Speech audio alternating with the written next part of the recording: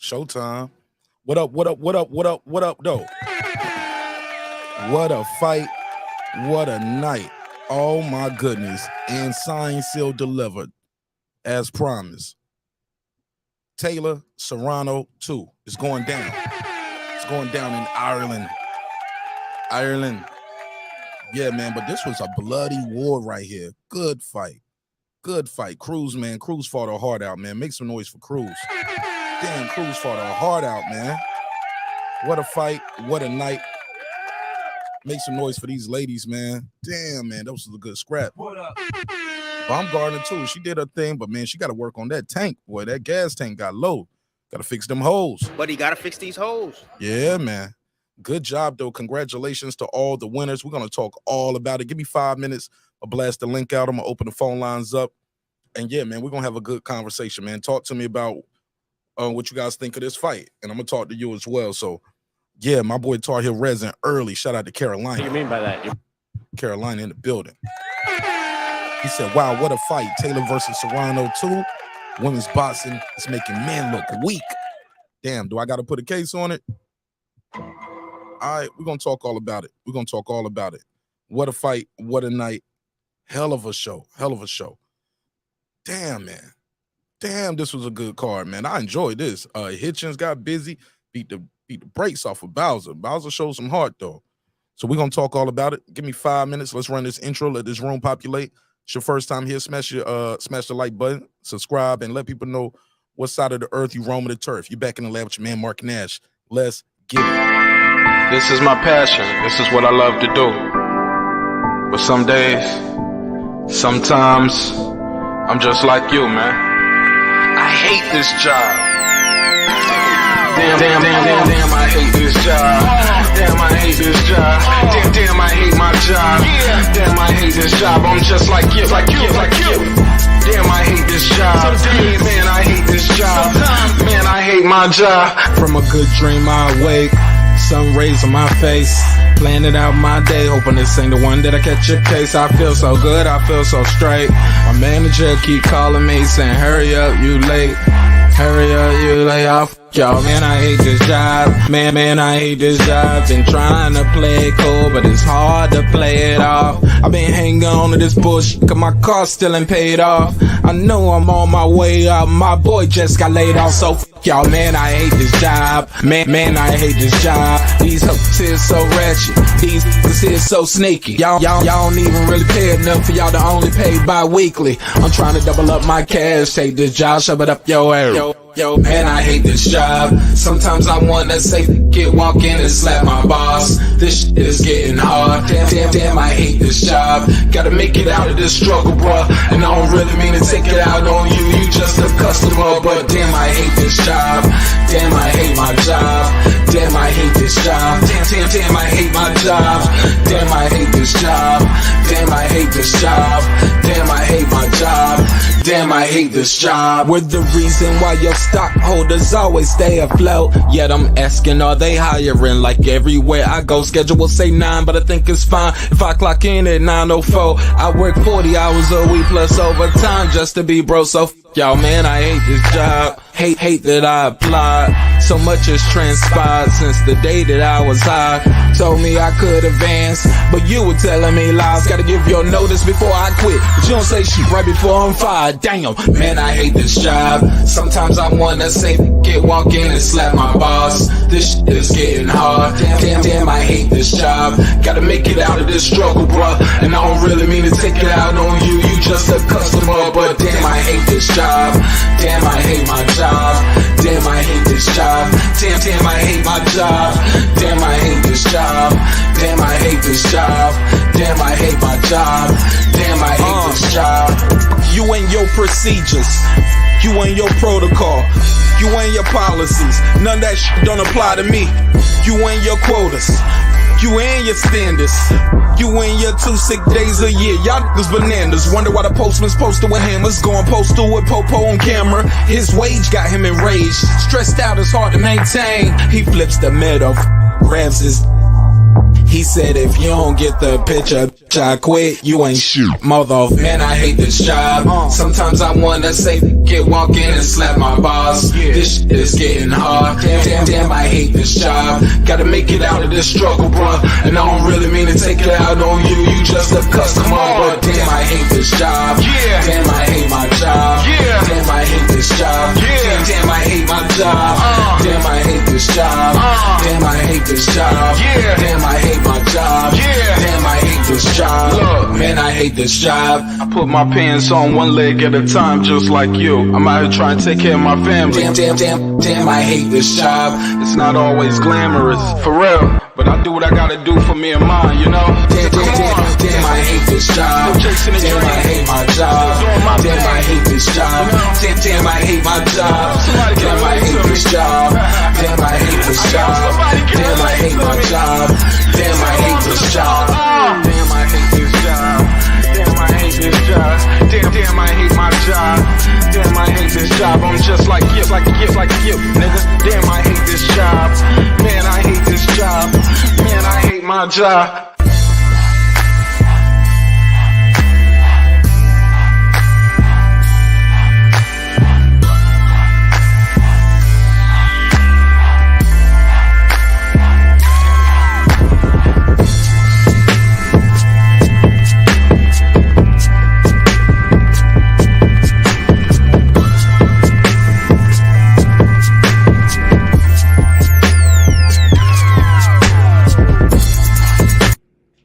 The views and opinions expressed in this program are those of the speakers, commentators, experts, and or the host.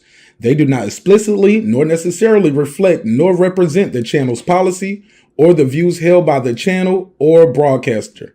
The broadcaster or its channel cannot be held accountable for all or any views expressed during the program.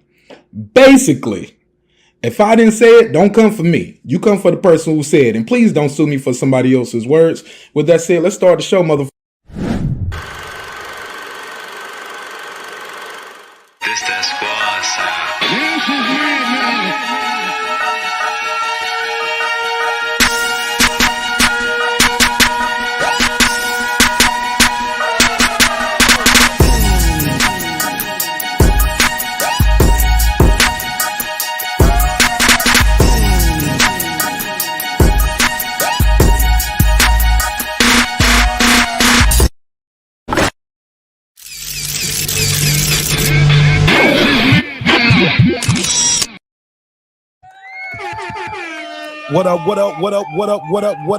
What up, though? What's popping? What's happening? What's going on? Wow, what a night of boxing action. Shout out to the ladies.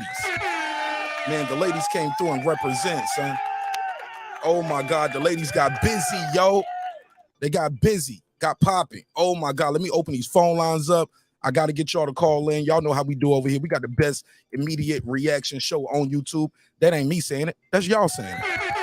All right, phone lines are open, 44692-1766. Let me put the number on the screen. Smash the like button on the way into the door. Oh, my God. And we got the announcement for the rematch. It's going down in Ireland. Ireland. Who's going to Ireland, baby? Who's going? Who's taking that trip? Oh, my God. It's hard not to support these ladies, man, doing their thing out here. Smash the like button on the way into the room. Phone lines are open May 20th, baby. Man, let's make some noise for Cruz. Went in there and did a thing. Shout out to Cruz. What up, sis? What up? Mexico versus Puerto Rico. Gotta be some of the best rivalries ever. And the tradition continues on the women's side of the game. Cruz went in there, did a thing. She tried hard, but her best wasn't good enough. Just too much skill. Too much skill on Serrano's side, but the will for Cruz. I think that blood really bothered her early on. Once that blood got in her eye, was pretty much all she wrote. You know what I'm saying? She did good, though. She damn sure did a good job. Damn, she did a good job, man. I'm saying, man, I wouldn't mind seeing that one again. How about y'all? Put a case on that. Shoot. Oh, and we got to say what's up to Baumgardner. I got to get my screen grabs of that, put that on the screen. Alycia Baumgardner went there, did a thing, got 2 knockdowns in round 3. I believe that other one with that uppercut could have been called a knockdown as well. But let me see what they're saying in the chat. Let me take it from the top. Tar Heel Resin in the building. What up? He said, what a fight. Serrano versus Taylor 2. Women's boxing is making the men look weak. He said It's making the men look weak. Call me, yo. Y'all call in. We got almost 100 people in here, man. Smash the like button. Call in. What y'all think of the fight? Don't be scared to be the first one. It's all good. My brother Transcended Sports, Filipino brother, all the way in Canada. Appreciate it. Shout out to Canada in the building. Shout out to all my Filipino family. My nigga Clips, he said what? He said great fight. Shout out to Alycia, but yeah, Mark, gotta fix these hoes. Yeah, let me give her the drop. Gotta fix these hoes. Yeah, she gotta fix them hoes, man. But he gotta fix these hoes. Yeah, that gas tank, her gas tank, man. She just looked exhausted. If that girl had a little bit more, she could have hurt her and got her out of here. My boy Lazo said, I just left the fight, fam. Call in, man. Tell me what you think of the fight. What up? How was it being in the building? Was it electrifying? Let me know. Clip said, shout out to Transcendent Sport. Let me see what Angel talking about. Angel said, thank you, Serrano, for bringing home the bag on my third leg parlay. Oh shit, you cleaned up? Let me give you the drop. Shout out to you. All right, let me see what they're talking about. Laz said crazy. The few Mexicans, he said it was crazy. The few Mexicans was loud and they was deep as fuck. Cruz got a chin, man. Don't she? Yo, you couldn't hear it watching it on there, but Cruz was going at it with her trainers and people in the corners. Like, man, just shut up. They was trying to wipe it. They was trying to put pressure on the blood to stop the bleeding, but Cruz wasn't having it. She wasn't having it. She was just ready to get back out there. I know this, man, for the people saying these ladies need 3-minute rounds and they need to do 12, I think whatever they got right now is good enough for them because they was all very exhausted, clearly very exhausted. But wow, what a fight, man. What a night.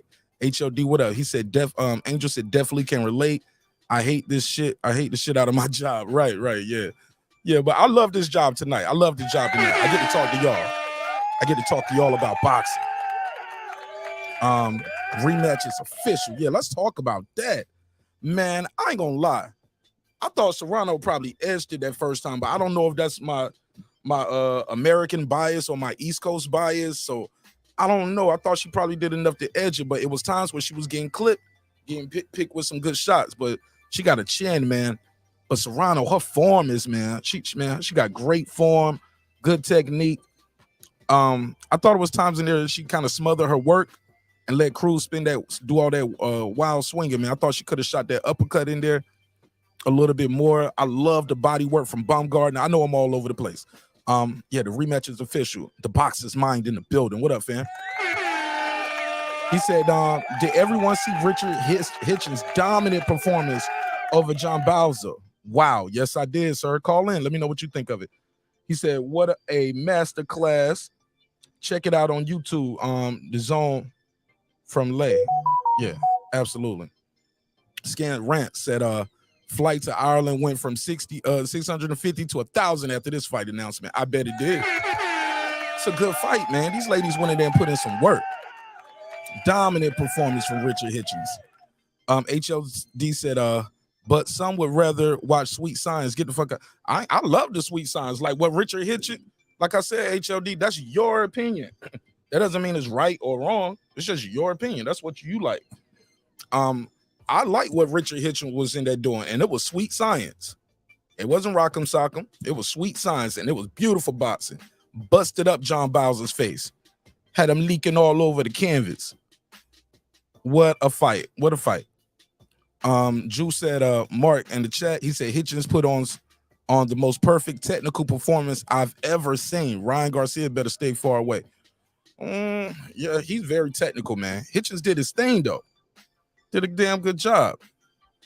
So did these ladies and everybody on this card, man. This was a good card all the way through. Would have loved to have been in the building for this one. If you was in the building, call in, voice your opinion. Let me know what you thought of the fights. Hitchens is a technician. I couldn't agree more. Couldn't agree more. What up, though? What up? Good job, man. Good fight. Angel said Cruz is good, but Serrano gave her a whoopity whoop. Did she, though? Oh, man. Like I said, that headbutt and that cut, that just changed everything for it. This is, look at her, man. That changed everything for it. And there was a bad place to have a cut. It just kept, yeah, it bothered her all night. I think that threw her all the way off. But even still, Serrano was just too technical. But Serrano got a beard, too, because she was getting hit with some clean looping shots. But it's to her it's to her credit though. Like I said, she's a veteran, too much skill, too technical, just too much of a will to win. Serrano was not gonna be denied tonight. She wasn't gonna be denied tonight. Shout out to my brother Stephen Bateman. What up? Let's see what they're talking about. 603 on the MIC. What's your name? Where you from, family? 6.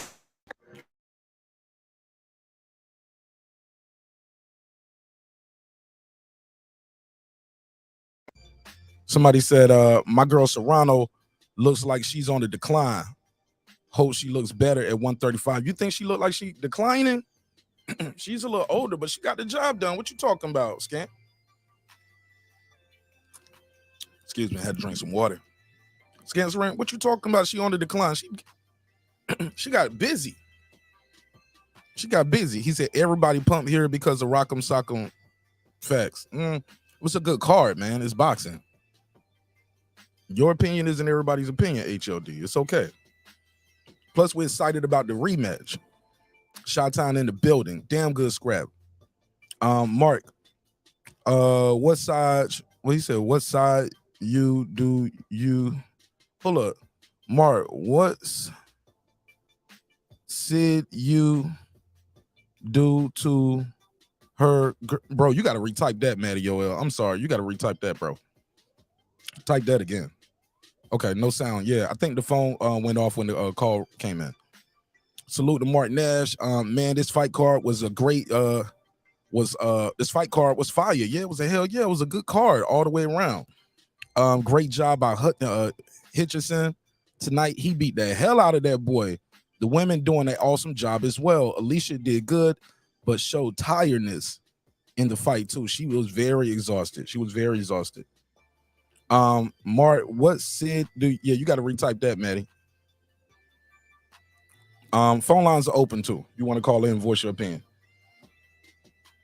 Radcliffe said Amanda got it done, but she was nowhere near as sharp as she was that Katie fight. Yeah. Now, if that's what you meant, somebody said like she looked like she was slipping. If that's what you meant, I can get where you coming from, but I think it was that opponent too. That opponent just kept dipping her head down, swinging wild. So she had to be careful not to get caught with nothing crazy in there. But she started picking her off with that jab and just bang. Every time that girl dipped her head down, bang. Cruz got a jab to the face. Amanda Serrano knows what she's doing. What she's doing in that damn. 808, what's your name? Where you from? Hey, this is Miss T. I'm calling. I'm watching Fans Talk TV. I've been checking your channel out. I like what your channel be presenting, especially your interviews. You've done a great job with that. Oh, thank you, sister. Yeah, appreciate it. Oh, no problem. I've been looking at this fight, and you was just talking about Amanda Serrano. I want her to do more than just rock'em sock'em.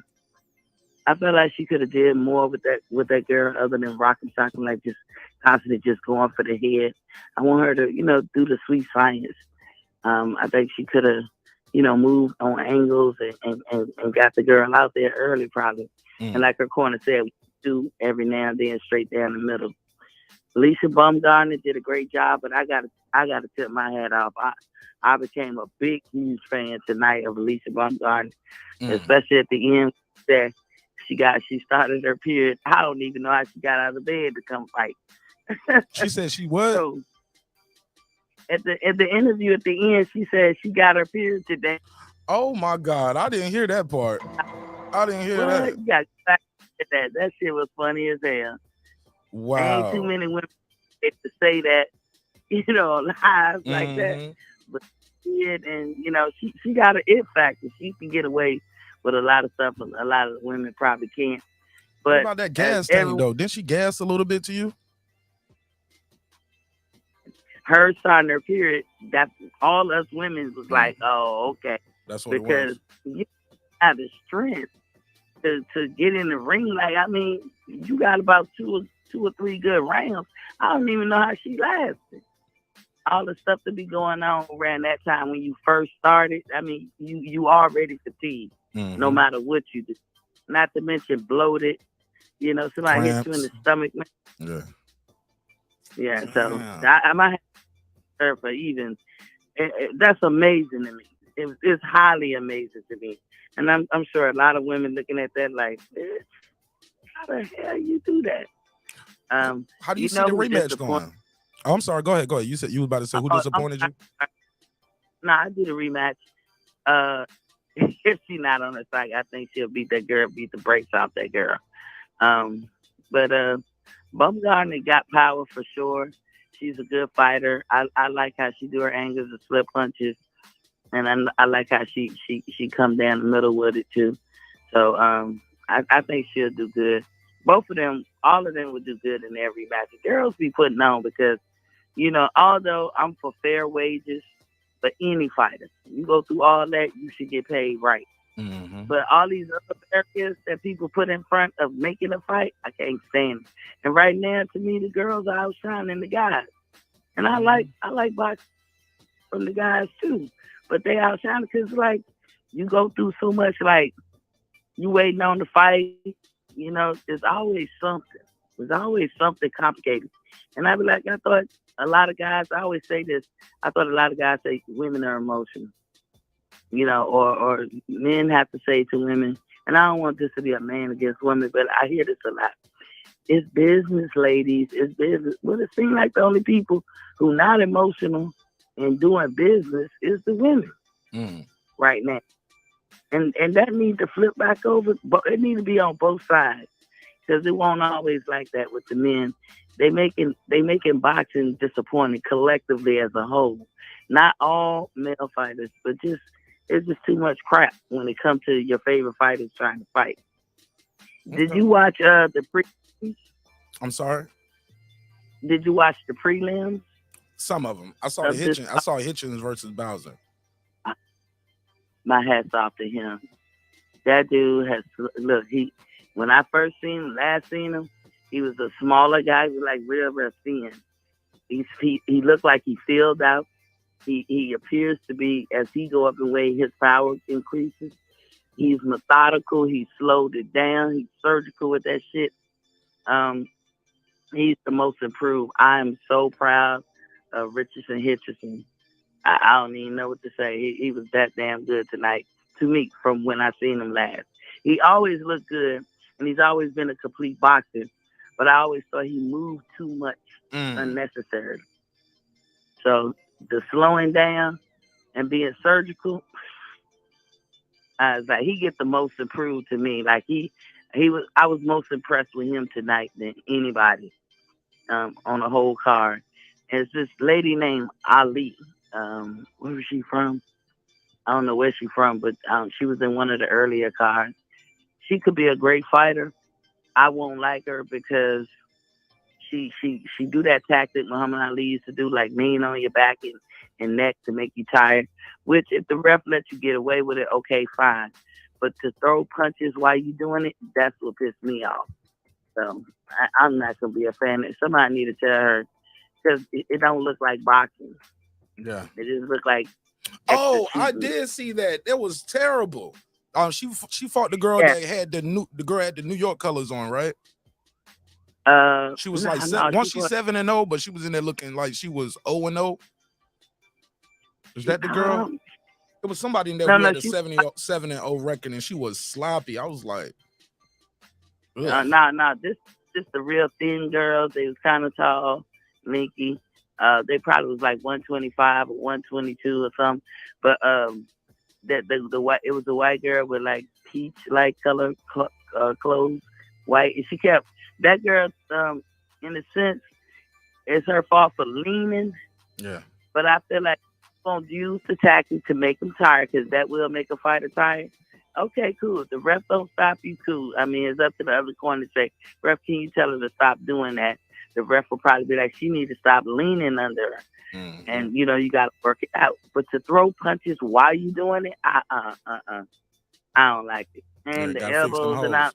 Yeah. Yeah. But before I let you go, though, I gotta ask you this though. How do you see the Serrano versus Katie Taylor rematch playing out? What do you see? This gonna shock people, and I love Amanda Serrano. I got Katie Taylor because Katie Taylor give me Floyd S vibes. What? fight last year. I don't know about that. I mean, because she boxes, she understands the science of it. Like, she do angles. She don't just rock and sock her. She be in, like, she gonna give Amanda Serrano. If all Amanda does is walk up on you and throw punches and take punches and just hit you in the face, she not gonna beat no Kaylee Taylor. Not at Ireland neither. Okay, she got to separate herself from the pack. All right. Well, I appreciate you guys. Then tell people your name again and how they can follow you. You said Box Talk? Yeah, my name's T. And I be on Boxing Fans Talk TV. A lot of your listeners, yeah, they be on that too.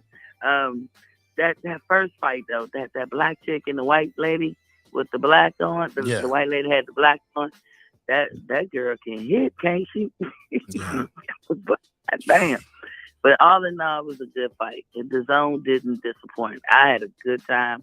I was seeing fighters that I didn't know, like Rivera. I think his name is Rivera. He did an excellent job. Richardson, like I said, I was most impressed with him over everybody tonight.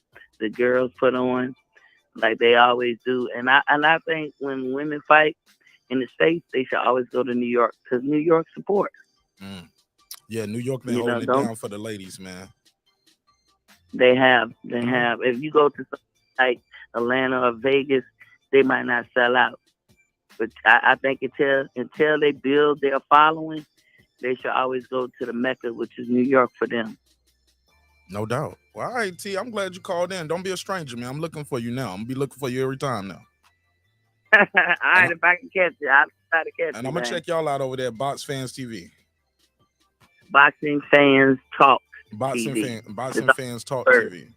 Cool. Yeah, the fans got it. Boxing Fans Talk TV. For sure. Appreciate you, man. Thanks for the support. All right? All right, no problem. Peace. Shout out to T. Good call. All right, phone lines are open. 44692-1766. 44692-1766. Call in. Let me know what you think of the fight. Shout out to Maddie Yoel for supporting the show. He said, Mark, what did you do to her? I didn't do nothing, bro. He was talking about the bloody cut. She got a headbutt, though. It was from a headbutt, not a punch. So that's what happened. Let me give him a drop. I got 5 on it. Lisa Bell's in the building. She said, great weekend of boxing. I couldn't agree more, sis. I couldn't agree more. Hell of a night of boxing. I enjoyed every bit of this. From yesterday to today, I was like, man, shit. I woke up today. When I did wake up, went in there, ran a couple miles, hit the bag. You know what I'm saying? I was pumped for these fights, man. I couldn't wait. Had me a nice piece of grilled salmon, a little salad. Like I was training for the fight. Lisa Bells also said, congratulations, Amanda Serrano, the first Puerto Rican undisputed champion, male or female. It's amazing, man. It's amazing. I love seeing history made right there in front of our eyes, man. So we're watching history get made right here in front of us. And the women are getting it done. The women are getting it done. So I think that's super dope. Stephen Bateman, okay, we got some shout outs. I'm gonna skip over the shout outs and I'm gonna go right to the comments. Connie Nigma, what up, bro? What's popping with you? What up, though? What up? He said, nah, nowhere close to Floyd. That's her opinion, though. It's all good. 917, what's your name? Where you from, family? Yo, Nash, what's popping, man? It's Lazo the MC, aka Uppercut TV, man. What up, bro? What up? Chilling, man. Yo, it took me a while to find the whip, man. It's cold as fuck in NYC right now. Talk to me, man. You was in the building tonight. How electrifying was the atmosphere? Bro, I'll tell you like this, man. It was cold as fuck walking to Madison Square Garden, but the atmosphere in the building was hot as hell, man. Yo, I'll put it to you like this.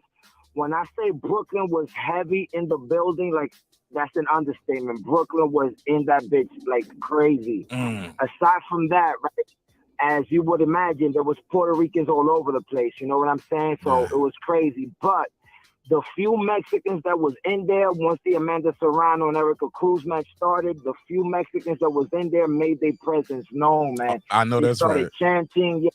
Yeah, man, yo. So where am I gonna start? So let me start from the Hitchens fight, because that's when I walked into the building in the Hitchens fight, right? So I walked in like in the second round. What do I have to say about that fight? Yo, Hitchens, man, Brooklyn stand up, a beautiful performance, a straight up technician of the night. It was just my masterful class of boxing. You know what I'm saying?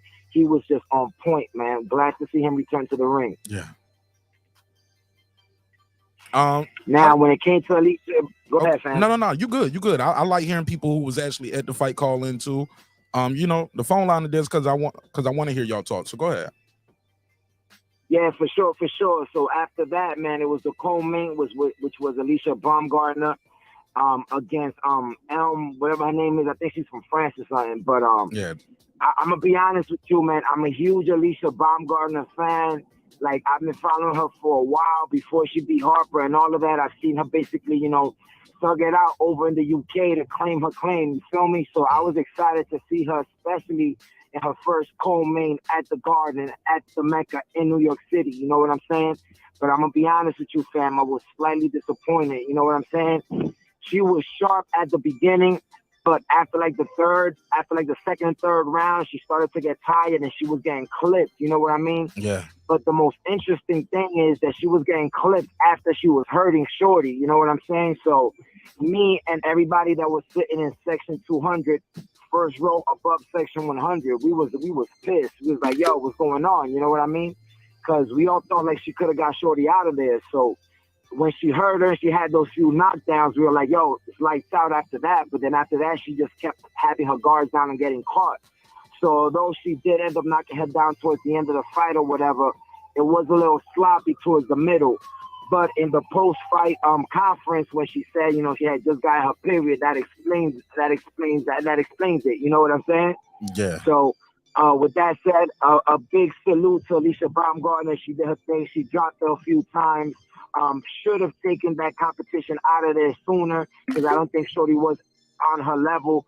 But nonetheless, aside from her having her period and all that, I mean, the bright lights in New York City, baby, and it ain't nothing like that, man. It's comparable to Vegas. So I don't know if the lights got to her or what she was dealing with health-wise. You know what I mean? Yeah, she did great body work, though. I will say that. I just think after she dropped Shorty the first time and the second time, she thought she had her out of there. She thought the ref was gonna stop it. She thought she was gonna have a gas tank and all that. Yeah, because she knocked it down twice in the first 50 seconds, bro. She was down twice in the first 50 seconds of that third round. And I was so close. And yo, Nash, I was so close, right? That right after the knockdowns, like I was so close, I could reach her opponent's body language. And she had noodle legs and she wasn't there. So it was like there was no reason for her not to like take care of it earlier. You know what I mean? But nonetheless, this is boxing. You know what I'm saying? We don't know how hard those counters hit. You know what I mean? It is what it is. But nonetheless, she got a W in impressive fashion. You know what I mean? Man, she did her job, bro. She got that shit done. How do you see the rematch going? How do you see the rematch going between her and Michaela Mayer, based off what you saw? I think this is a huge learning experience for her. I think she's learned to not take any opponent she's learned to take every opponent serious and take every opponent as if it's gonna be the person that's gonna shut her lights off after tonight's performance. Because I saw that in her eyes, like, oh shit, she was doubting herself after she thought she was hitting her with some shots that would have knocked like turn her lights off.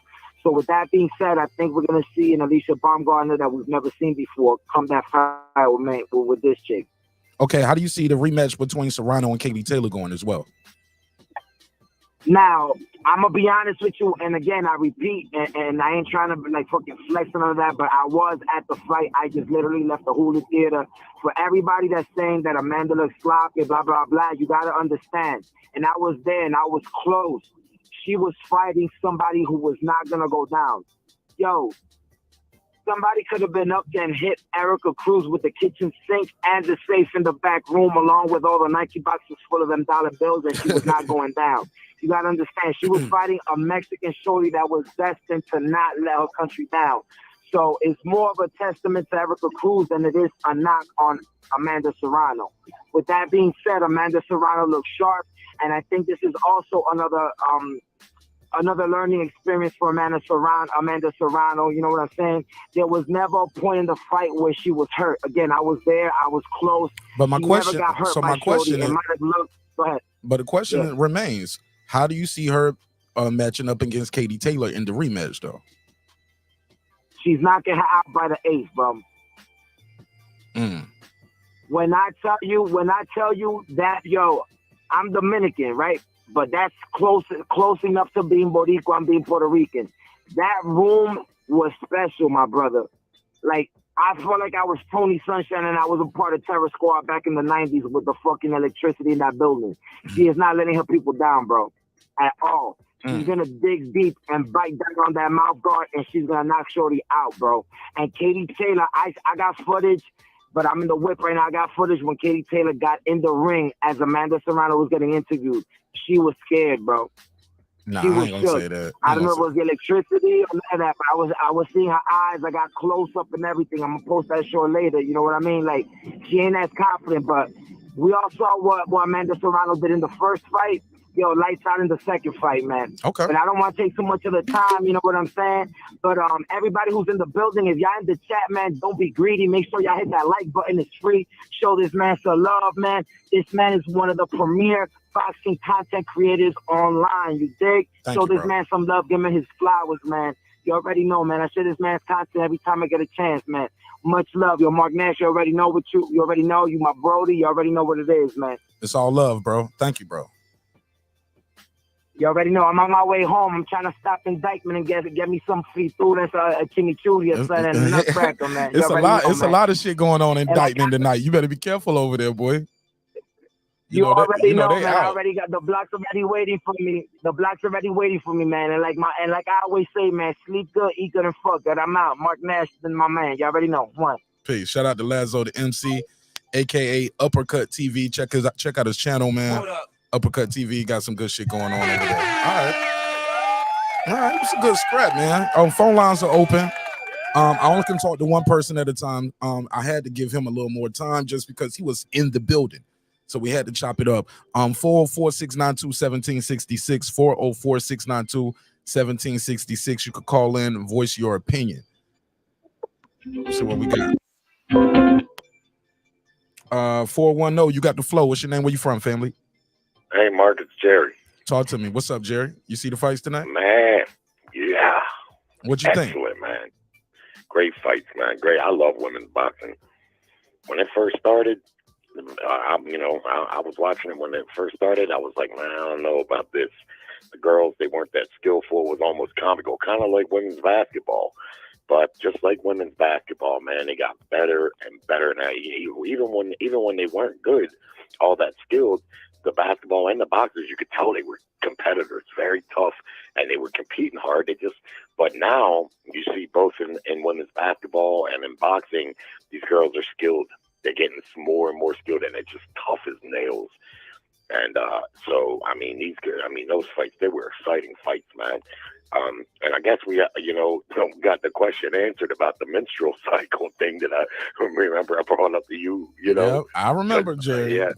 Yeah, man, because you heard her say it. I was like, damn, I couldn't even believe that she said it. But, she performed well. She looked really, really sharp.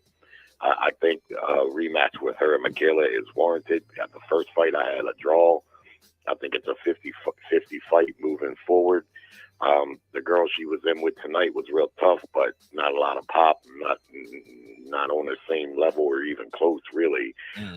Baumgardner, she gotta be careful not to gas herself out. I mean, that's obvious, and I know she wants to look spectacular and stuff, but she came close to gassing herself out a little bit. It looked like to me, but otherwise, that was a great performance from her. And Serrano Taylor, I think will be another great fight, just like the first one. But I have to pick Katie Taylor to beat her again because Katie's a little too big for her, I think. And not only that, Serrano is a hell of a fighter, but she looked to me like she's slipping a little bit, just a little. I mean, it's hard to tell in an action fight like tonight, but in her last few fights, I mean, I think they said she's got like 40 fights. That's a lot of fights. Yeah. And I see a little slippage in her, but she could win. You know, I don't see that as a 50-50, but it's very close to a 50-50, but I'd favor Taylor. Okay. And you say and what about Alycia Baumgardner in the rematch versus Mekhaled Mayer? You said that was 50-50, right? I think that's a 50-50 fight. I thought the first fight was a draw. I thought it was a hell of a good fight. But what's her name? Mayer, Mekhaled, her opponent, she's a good fighter. She's a better fighter than that girl tonight, and she's bigger. The girl she fought tonight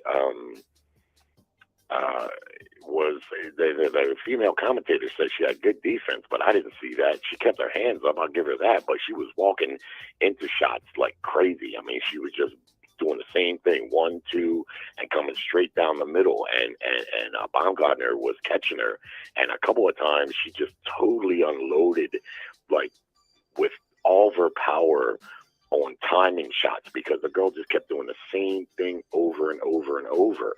Now, she was keeping her hands up, but still she was punches hard enough to punch through that. And in the third round, I seen her just like, she was like, fuck it, if I can time her this easy, I'm going to really start putting some shit on these shots. Right. And man, yeah, I wouldn't say it was a lack of power from Baumgardner, because she's got whip on her punches. It's just that's how tough these women are, man. Last thing before I let you, I got one more question for you. Did you see the the Hitches fight versus Bowser? No, I fell asleep on that one. What happened? Oh, he was just busting him up, bro. He beat him up bad, bro. Very good boxing, very technical boxing. He couldn't get him out of there, but it was times I hate when fighters do this. He looked at the corner. It was like, man, y'all gonna let me keep beating him up like this? I'm like, bro, you got to put him down and put him out. Every time he'll hurt him real bad, Bowser will get 1 or 2 shots off. So yeah, I thought that the fight with Baumgardner, that was, it could have been stopped a couple times.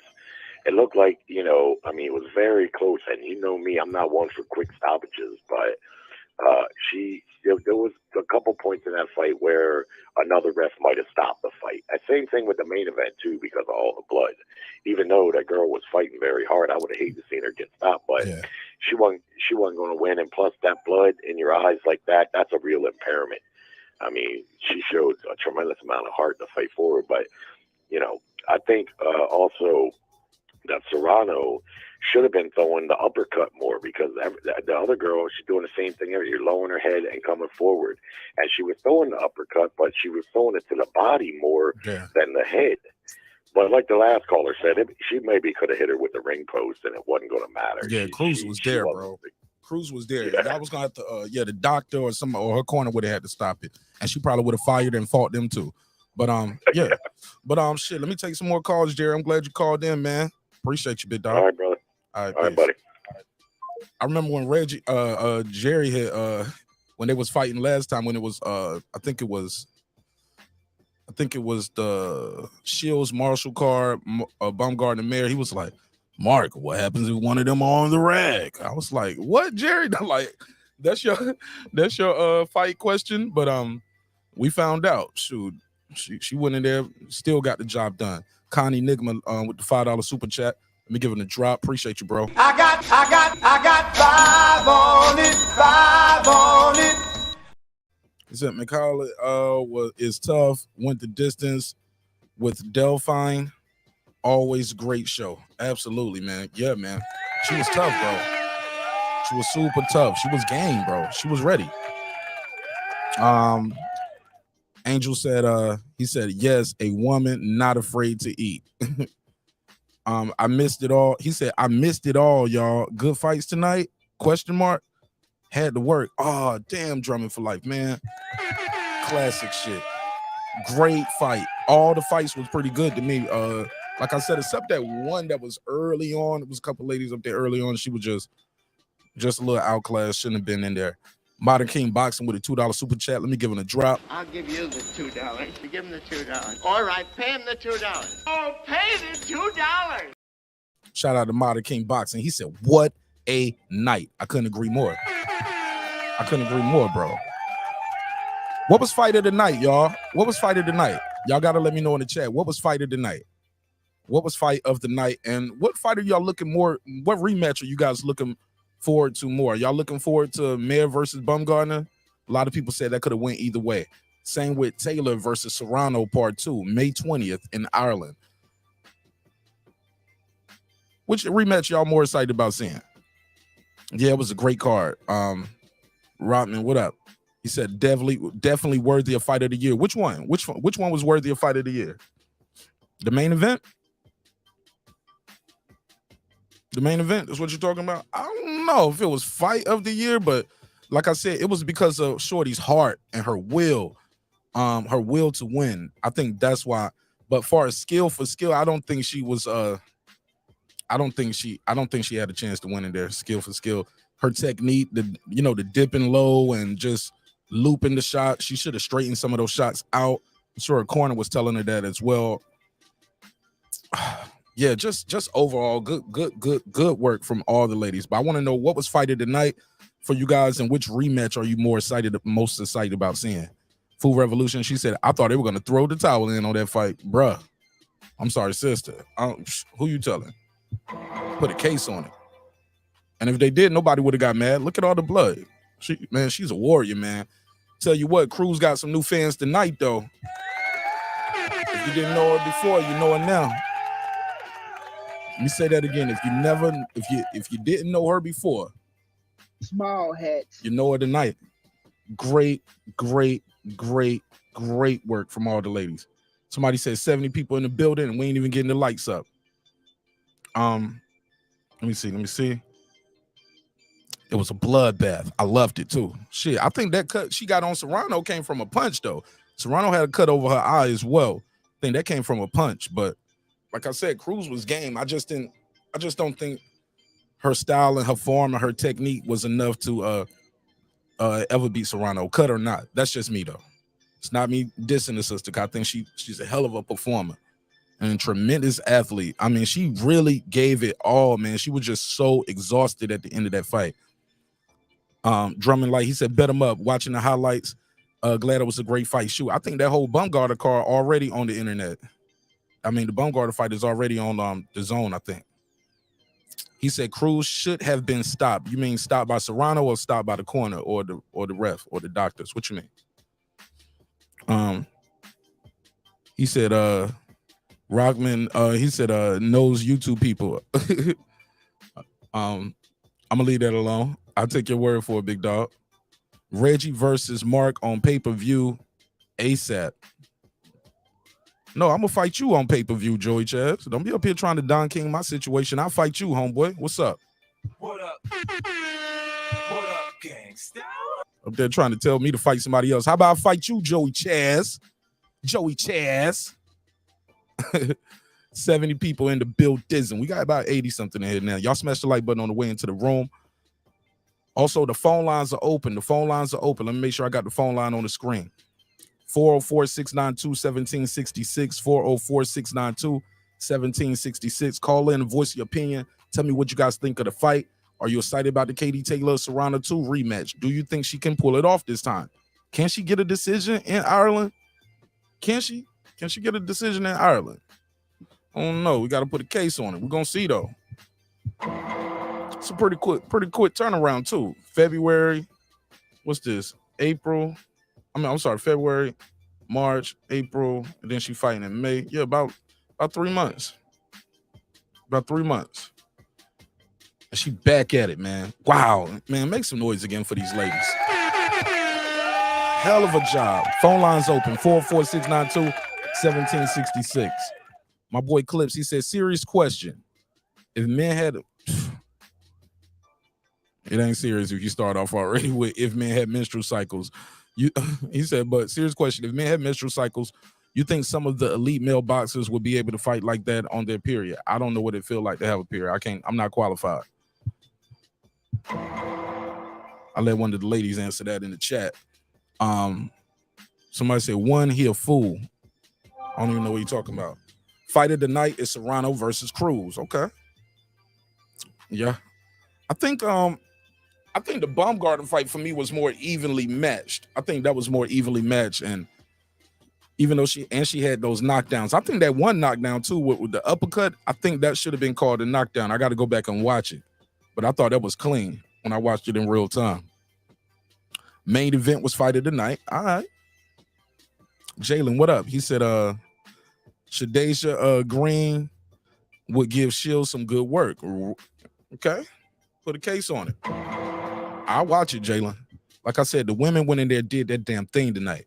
Really proud of all the people that competed in this event. Clip said Serrano versus Cruz was fight of the night. Hitchens was performance of the night. All right. I ain't mad at that.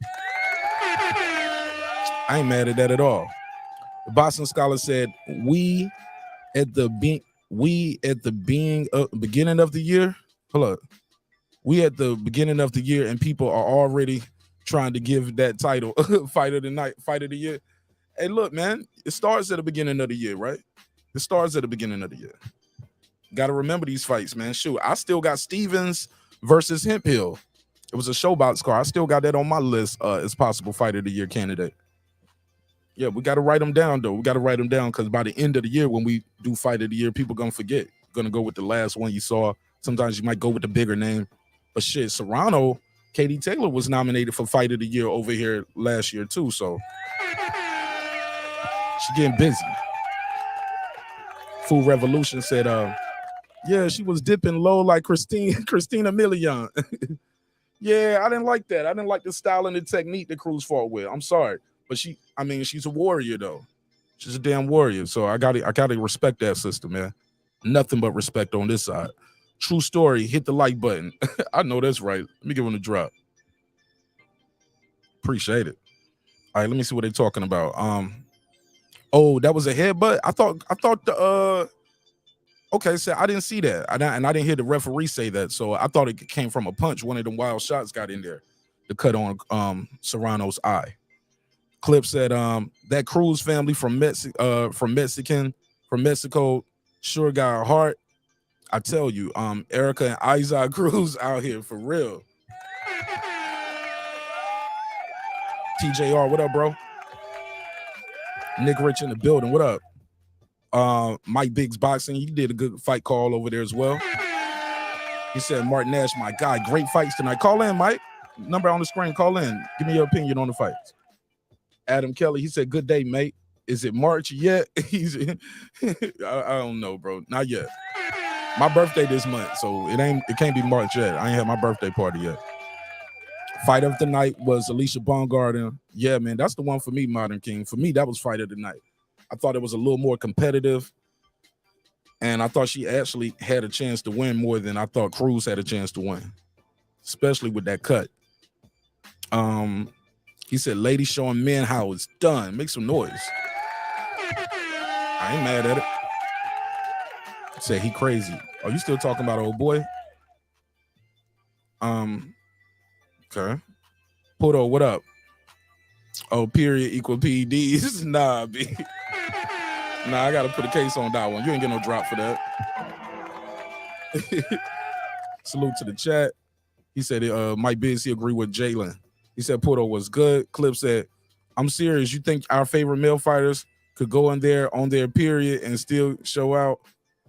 I don't think so, to be honest. I don't know, bro. I can't even talk about men having periods. I don't even. Never heard of it. Hitchens showed another level. Absolutely. Sorry, wrong button. Absolutely. And Bowser, oh my God, Bowser can take a licking and keep ticking, man. Bowser took a lot of lumps. Oh man. Look like his face is broken. Officer. Yeah, I think his face. My back is broken. What, a vertebrae or what portion? Spinal. Yeah, facial. Your face is broken. What part? Orbital. It looked like he got his face broke. Baumgardner, a pure boxer. Serrano, I'm not sure yet. Really? I didn't like how Baumgardner was, how she was just had that right hand cocked at certain times. She like where she was telegraphing sometimes. How I felt about that. 802, what it do? What's your name? Where you from, family? What's good, Mark Nash? This is Ronald, bro. All right, big dog. What's popping with you, man? What you think of the fights tonight, big bro? I'm still trying to absorb everything that I witnessed tonight, bro. That was like a medley of like just situation and just like true nutrition of what boxing should have been, man. And it was women. Yeah. That shit was crazy to me, bro. It was crazy to me because I'm still trying to put all the data in my head that I collected tonight of like just how strong these women are and just how gritty they are and what they bring to the sport of boxing, man.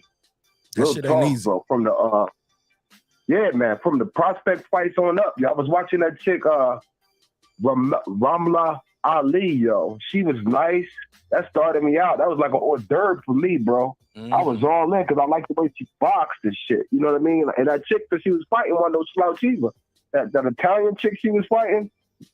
And, you know, and then it just got to the point where I was like, I seen a chick come in a wedding dress. I'm like, yo, this chick just came in the ring with a wedding dress on, bro. Oh, yeah, with that red. That was the chick that... I never seen nothing like that. I never seen somebody come into the ring with something like that. I thought it was pretty elegant. Shout out to the French, man. They know how to do it, huh? Tell me about it, bro. I think that's the chick that Alycia fought, if I'm not mistaken. I'm not sure. Yeah, that was the girl. Yeah, that was her. Yeah, and then it's like she actually could box. And she was like really trying to give it to Baumgardner. I thought Baumgardner gassed like around the 7th, 8th round, bro.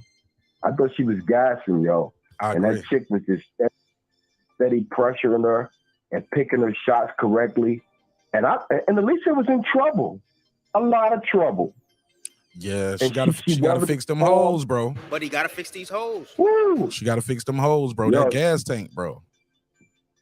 Man, I don't know, man. But if she did, I do feel like she got more experience with that fight. So if her going up to fight, what's her name, Michaela Meyer? Oh well, if they do that, yo, that's a big fucking fight, bro. That's a big fucking fight. Who you think wins that? Who you think wins that rematch between Baumgardner and Meyer? Well, right now, I forgot what Katie Taylor looked like. I mean, Michaela Meyer looked like her last fight. I don't think she fought since then, right? Not that I know of. Well, I gotta watch her one more time, yo, because I seen like how Baumgardner actually does level up, and even though she was in trouble, I saw somebody who knew how to think, how to survive, how to try to pull it out. You see what I'm saying? That's what I saw.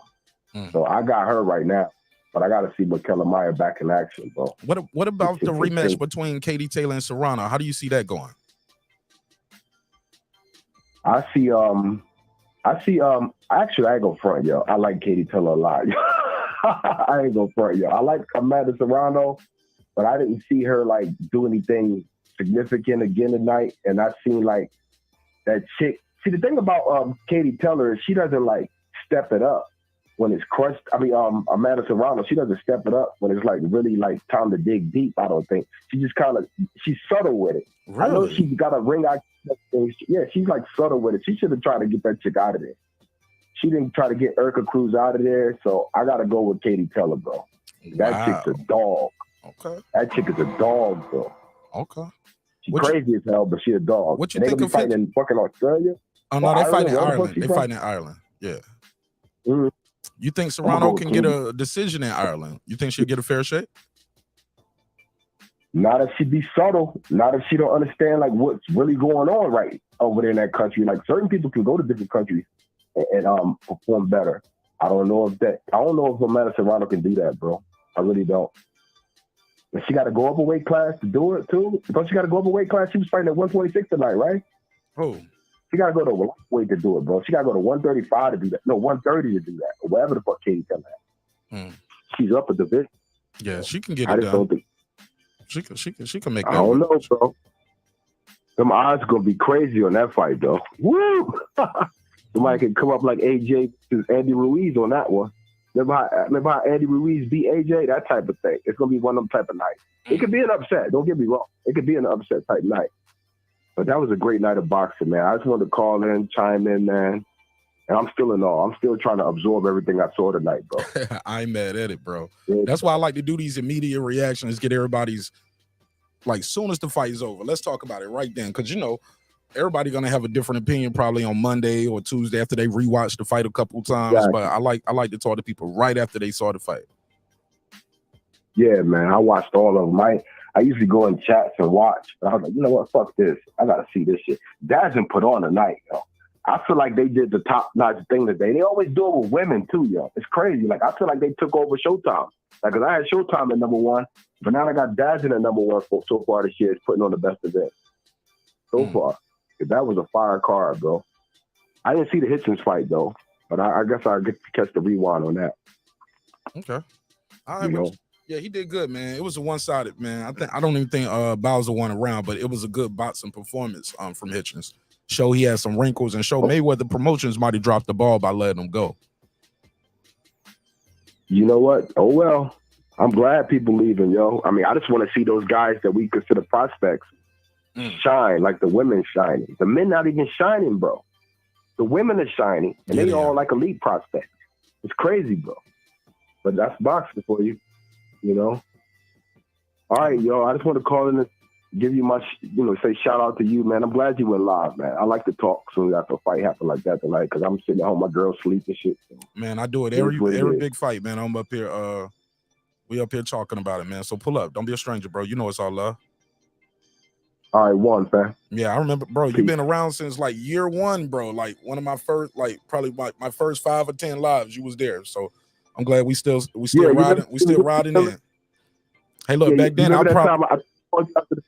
Yeah. Say that again. I'm listening. Go ahead. Remember when I think I called you right after the Sean Porter versus Earl Spence fight. I think I called you one night right after the fight or some shit. Yeah, hey, back then I would probably only have about 5 people on the live back then, but you was one of them 5, bro. So thanks for sticking in here with me, bro. We growing. No doubt, yo. My brother. Peace. True leader. All right, salute. I don't know how to say this. Is this Dr. Males? Dr. Males? I don't know. I'm sorry if I'm saying your name wrong. Call in. They said Serrano's trainers suck because number one in her corner told her to throw uppercuts. That's all Serrano had to do. She would have knocked Cruz out early. Yeah, because she was leaning in and leading with her head. I think she could have got her with some uppercuts. Also, worked that body a lot earlier. Well, I think, was that her? Yeah, she was working the body early. I think that was her that was working. I know Baumgardner was doing it. Beautiful body work. Great body work. Boston Scholar said people were too focused on her ass, not the fight. Come on, bro. Rockman in the building. Appreciate you guys. Food Revolution. She said, yes, Serrano should have been throwing more uppercuts to Cruz. I thought so too. I thought she was right there for it. Cruz was looking down, wasn't even paying attention. Thought she was there for that. Food Revolution. I agree, Food Revolution. Alycia might need to lose some of that muscle. Contrary to popular belief, muscular body builds work against you as a fighter. Absolutely. Those muscles need oxygen. Yeah. Those muscles started taking oxygen, man. That guy, look at Anthony Yard. Look what happened to Yard versus Beterbiev. That guy clips, yes, muscles take oxygen. There she goes. She said the same thing, which takes away from your stamina. Phone lines are open, 404-692-1766, 404-692-1766. Call in. I'll put you right on air. Let me see. What time is it? Let me see what we're looking like with the lights. We get these lights up, I can go and drop the link. Get y'all on the panel. Let me see. Let me see where we at. Oh, yeah. Oh, this is disgusting. Oh, hell no. Man, we got almost 2,000 views, bro. We ain't even got 50 likes. Come on, fam. Come on. Y'all smash the like button on the way into the room. Because you know you like it. You like the content. Click the thumbs up. Let me see what he's talking about. Yeah, we gotta have 50 likes, bro. We can't have 2,000 views and barely not even 40 likes. Come on, fam. Boom. Mike Biggs boxing. He said, I like to see Hitchens versus Haney for real. He looked ready, in my opinion. I ain't mad at that.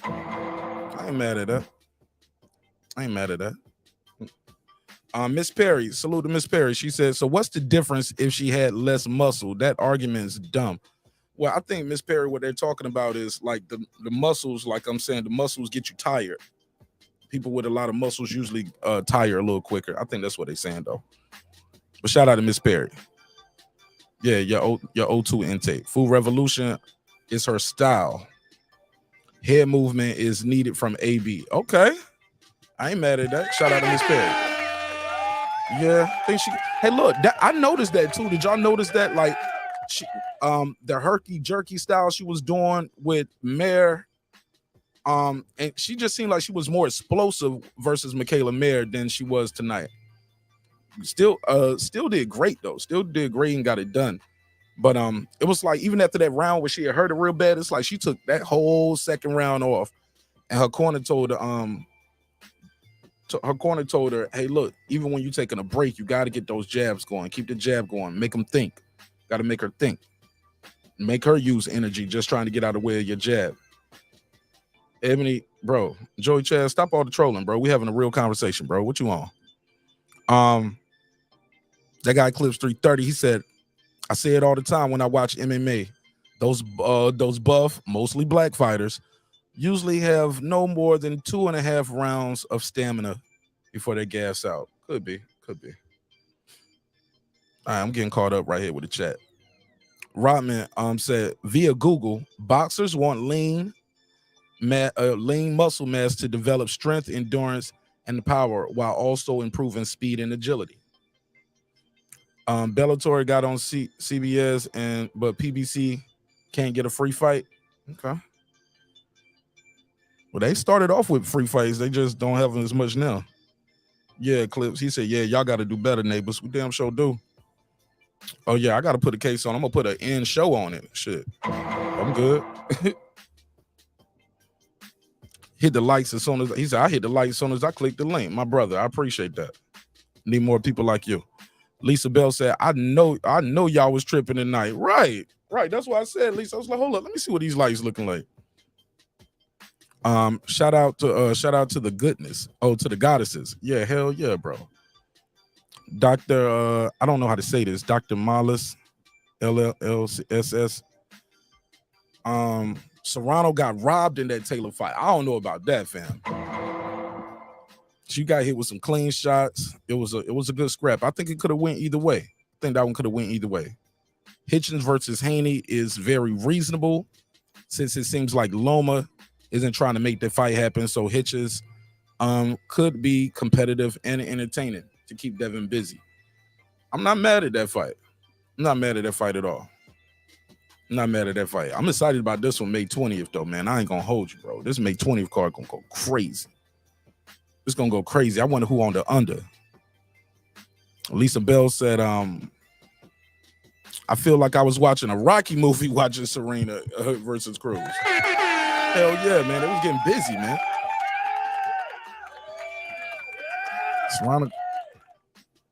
Serrano can't, I don't think that's the fight for Katie Taylor, though. She can't use that fight.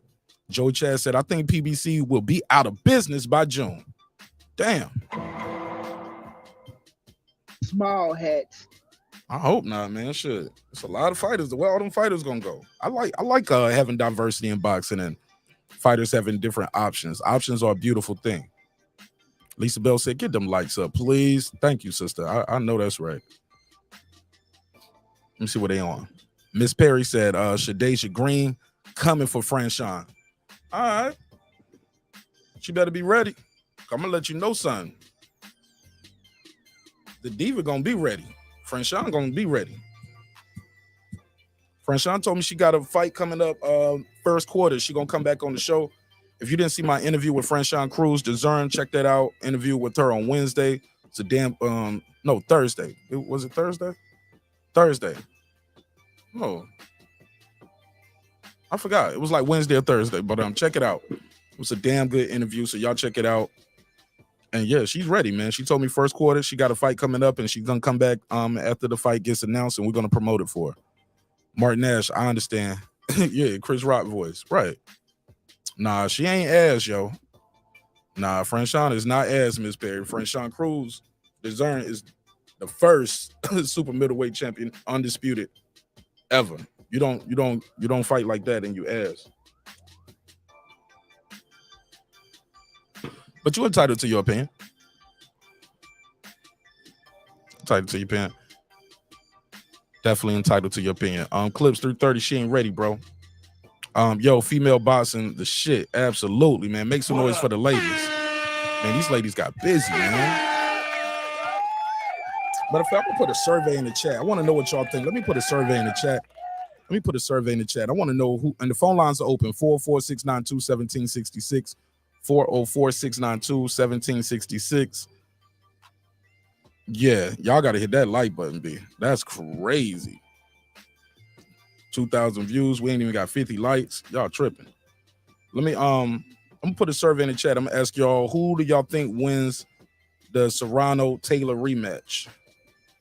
Who wins Serrano versus Taylor 2? And I just see Serrano, Taylor, May 20th in Ireland. All right, boom. So I got a survey in the chat. Y'all let me know. And we better not have more votes on that damn survey than we get on the likes button, man. I'm going to be mad as hell at y'all. I'm going to be mad. Be mad. Like Boosie said, I'm going to be big mad. All right, boom. Let me go back over here and see what they're saying in the chat. Yeah, but the ladies getting it done. Simply put, who would you here we go. I like this. Simply put, who would you have seen in the Serrano versus Taylor fight? I know who I would have seen, who would have been in that fight. What you mean? Who would you have been? Like, you like what person I would be?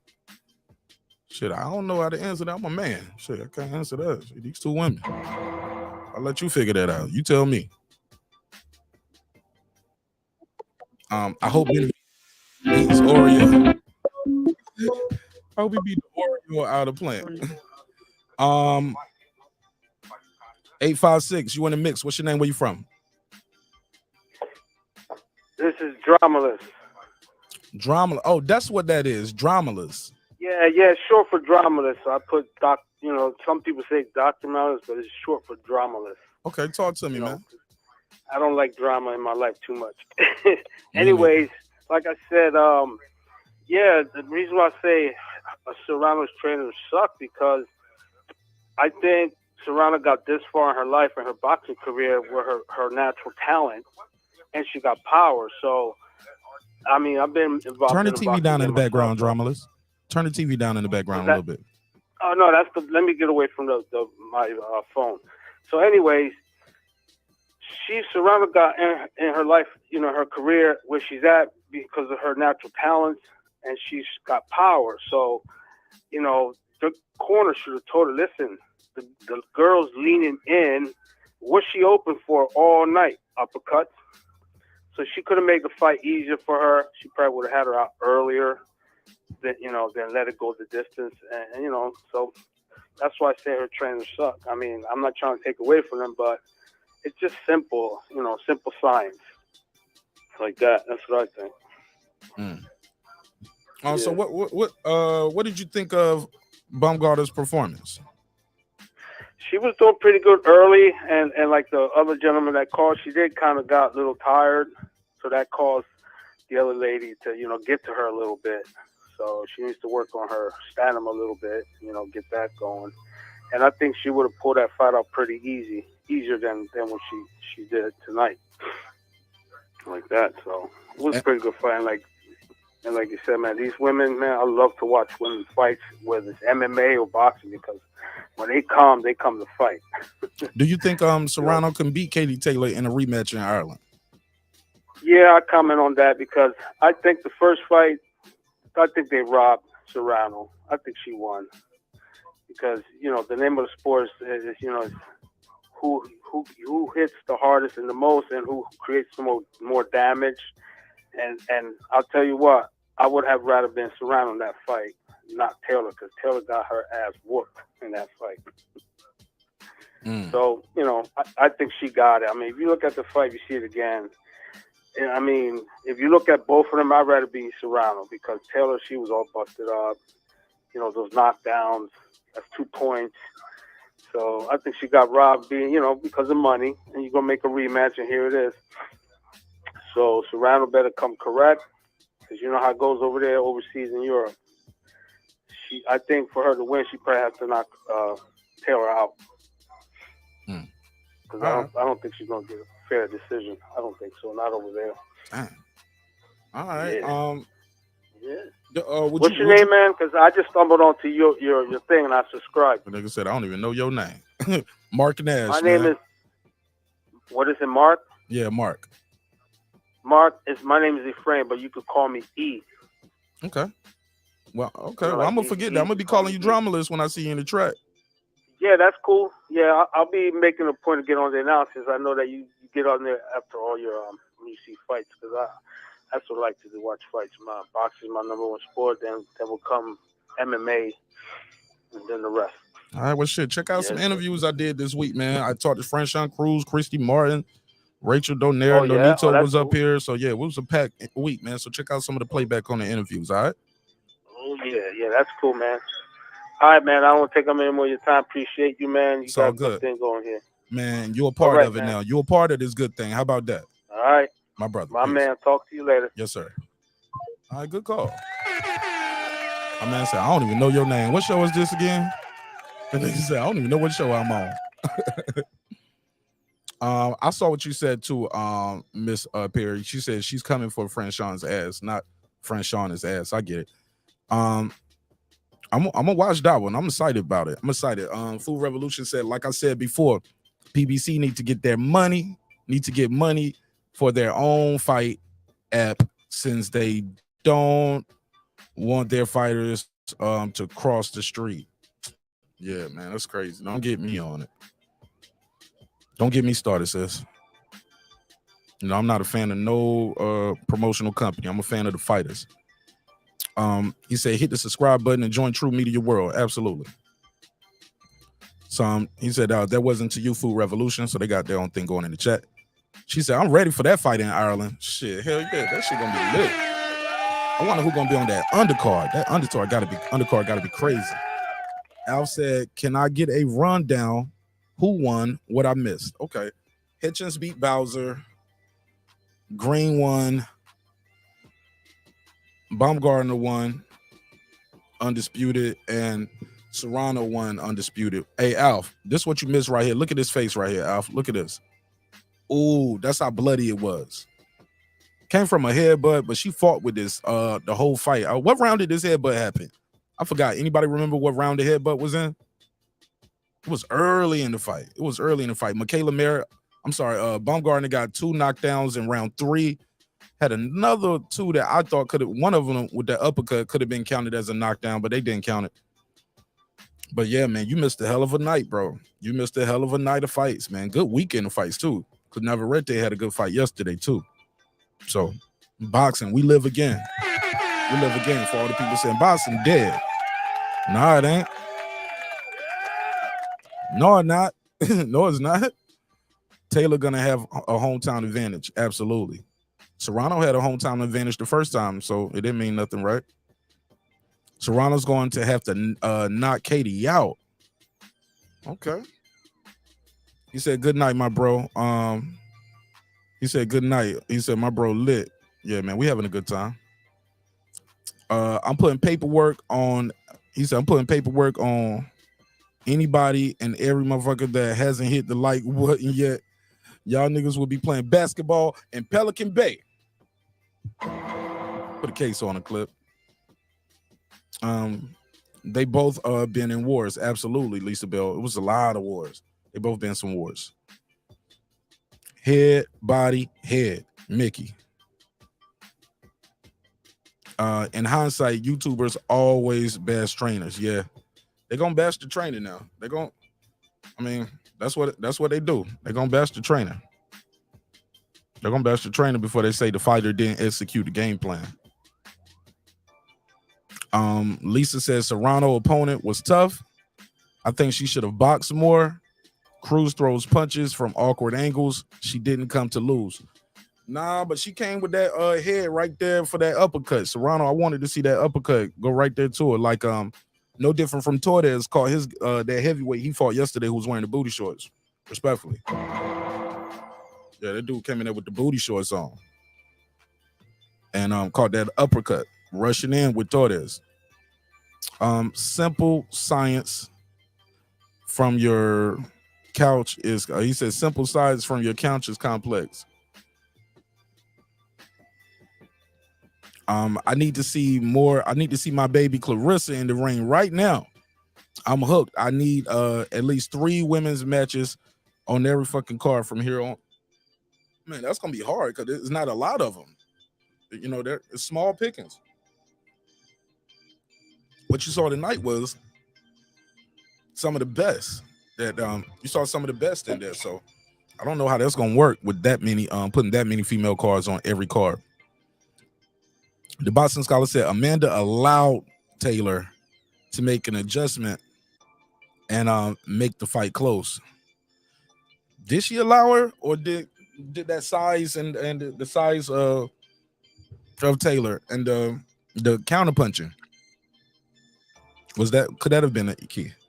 Shout out to my brother Champion Hart. He said salute Martin Nash and my brothers and sisters in the chat. What up with you, bro?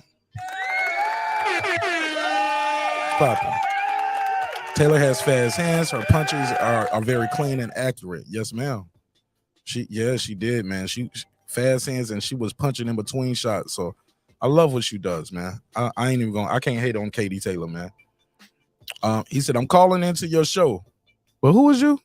Good show. Yeah, welcome to the neighborhood, Drama List. Absolutely. Absolutely. Yo, let me get him the young thug face. My man was like, who is this? Where am I at now? What show is this? What's going on? Who is this? We're looking like, bruh, you don't know where you at? He was like, man, I just saw the thumbnail. I saw the title. And he said, and I'm here. I ain't mad at it. That's how I go sometimes, bro. We're expanding in the brand. It's all good. Damn, I lost my spot. There we go. TJR. What's good, Martin Nash? Great show, bro. Smash the like button, everyone. I appreciate that. He said Serrano Taylor fight of the year. It ain't happened yet. You talking about the last fight? TJR, you got to be talking about the last fight. You can't call this one fight of the year, and it hasn't happened yet. He said Ryan might wait till PBC goes bankrupt to fight. I think you said that before. I think it was the 4th. Okay, that's when she got the headbutt, or was that the knockdown? He said greetings from Planet Melmock. Okay. Yo, I used to have a teacher, yo. She looked like Alf, yo. Yo, I had a teacher that used to look like Alf. I think her name was Miss Williams or something, yo. Somebody said it one day, and now I can't unsee it. And yeah, it was crazy. He said, next time PBC in the chat, I'm going to tell them to hire you, Joey. They need you, bro. Dude said, I thought the Serrano fight was a draw. Oh, the fight tonight? Okay. I can't believe you watched it. It blew my mind. Clip said they need something at this point, the Boston Scholar. All right. They talking to each other. Okay, so the headbutt was in the 4th round. Appreciate that. He said they need something at this point. Boom, boom, boom. Let me try to get through these. He said boxing sucks in Canada. ESPN don't work here. What? I'm sorry, wrong button. Damn. What's y'all sports channel up there in Canada, TJR? What's y'all what's your sports network that you guys have? What y'all got? Sky Sports or what? Mike Biggs Boxing. You never called in to Bernie's show last week. Oh, he be talking shit and he ducked the smoke with Bernie. It's all good. Oscar Valdez versus Navarrete is a big fight on the West Coast. Shit, hell yeah. Now I ain't mad at that one. I watched that, Joe. He said the YouTubers y'all follow would top off the entire PBC roster for a job. Yuck. Nah. Small hats. I hope not. Who is they? I never heard of it. Yeah, me neither, bro. It never heard of it. Yeah. He said she had Taylor hurt. She should have went in for the kill. She let her off the hook. You talk about the first fight. I guess. He said Bernie is cakes. He said you was ducking, Mike. Champion Heart, what up? Dramala said, look at both fighters after the fight, Serrano versus Taylor. Who would you have been? I don't know, man. You can't necessarily go by that. I remember when Lennox Lewis fought Klitschko. Klitschko lost that fight because he had that cut, but I thought Klitschko was winning. He just had that bad cut. So sometimes what somebody's face looked like don't necessarily mean they was losing, especially with headbutts get into play. Like what's the girl name from Australia? Sharonika Johnson. Man, she had blood all over her face. She was bloody, everything. She was looking like Cruz looked tonight, but she won that fight. He said, Deuce, you're out here giving he said you out here giving a hypothetical ending. He got you right there, Deuce. He said the first fight. Okay, yeah. And she talking about the headbutt was in the 4th round. Mathie King boxing. Bernie's a simp, fam. He never wants this work. You got to call in, man. Canelo versus Ryder is going to be a banger. I don't know. I didn't want to see that. He said I was bored after Clippers dub. Yeah, they doing all right. He said we got TSN. What is that? The Sports Network? That's what that is? TSN? Knock off ESPN? What the hell going on TSN? Never heard of it. Never heard of it. All right. It was on the Zone. Right. TJR. It was on the Zone. It wasn't even on ESPN. Thanks, Food Revolution. He said, who you got? ET versus Alpha in a mega fight. ET versus Alpha in a mega fight. I'll say Alf. I think ET was too nice. Alf got a mean streak. So I go with Alf on that. I got Alf. PBC, never heard of it. I heard of him. You heard of him, bro. You be talking about him all the time. I know you heard of him. Mike Biggs, I grew up in DC. You turned down a slap boxing session, bro. Oh, man, y'all up there tripping. He said Bernie was going to light your ass up. Bernie ain't going to answer the phone. He might have you already blocked in. He said, get off his manhood, bro. Fuck out of here. I'm thorough, son. Shout out to Mike. He said, I always thought Alf was high-key racist and a lot of anti-Semitic tropes in that character in that show. Damn. He said, think about it. If you can remember the show, Alf had that New York Yiddish accent and was a stereotype of a New York Jewish person. Okay. Never thought about it. Mike said he ain't answer. He said, I bet Keith versus Spence is going to be boring. I'm not watching it. No comment. They fighting at 154. No comment. Fighting at 147. I'll watch it. But at 154, I'll be hate watching it like people watch my show sometimes. You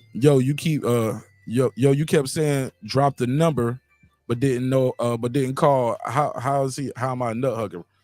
Phone lines are open 446921766, 446921766. Let me see if y'all got these likes up. I'll drop the link. Oh, hell no. Okay. We almost there. Like I said, we got over 2,000 views in here. There's no reason we shouldn't have 50 likes minimum. So I need about 50 likes and I'll drop the link and y'all can pull up on the panel and talk some shit for a little bit. Because it's taking so long to get the lights up. So it probably won't be. Scholar, what's up, bro? Man, I got some smoke, man. What's up? Why Bernie keep ducking me, man? Talk about it. I'll just fucking with you. I ain't fucking with the niggas in the chat.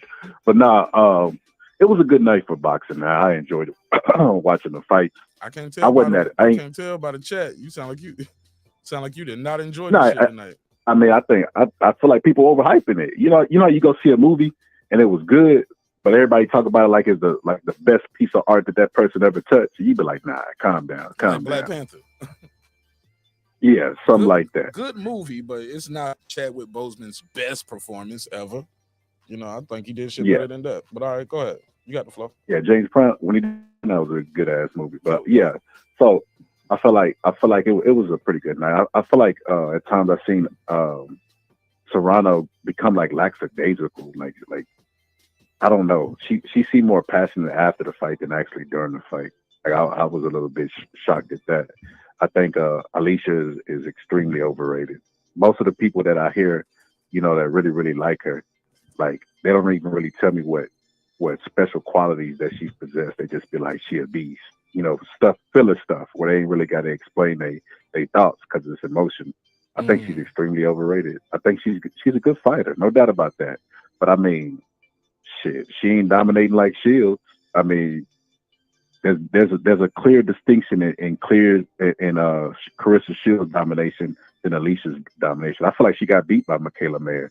When I was scoring the fight, and I don't got no horse in the race because I wasn't a fan of neither. I knew they was gonna talk all that shit and not go live up to it. But when I was watching the fight and I scored the fight, I feel like Alycia lost the fight. But I feel like everybody was either going for Alycia before the fight or focused on her ass because she wore them fucking print shorts. I don't know how you know how to describe them, but her ass was out. I feel like they was focusing more on her ass than the fight because she was getting controlled by the jab. Like I feel like she tries to counter too much. I feel like the trainers have styles too, and I feel like her trainer's style is affecting her to her detriment, where she's not using her explosiveness. She's trying to counter punch too much. Bro, hold on. To her detriment, she just won undisputed tonight. What are you talking about, bro? Okay, well, it'll work until it doesn't. That's anything in life. The times where she doesn't look good, that's because of her style. Y'all blamed it on muscle mass. It has nothing to do with muscle mass. It's her style. She's not even a bulky person. She's more cut up than she is bulky. That means she does light weight, higher reps. So she don't have to require a shitload of oxygen for her muscles. But it's more styles than anything. I feel like she sits around and waits too long to counter. And I feel like it's going to be to her detriment. I think when she gets into a close fight, like if she goes and fights Mayer again, I think she's going to get dropped. She's going to get exposed to a certain degree. And we'll revisit this conversation again. Mark know I'll be doing the timestamps. Chat, y'all better be careful how y'all talk to me. I tag y'all asses. What you doing, bro? You at work or you chilling? Yeah. No, I'm at work. Click the link. Pull up. All right. Really, I just want to get him off the phone. I'm not going to drop the link. Ha ha. Tricked him. Up here hating on Baumgardner. Get your ass up out of here. Get your hating ass, nigga. Get him out of here. Kick him out the classroom.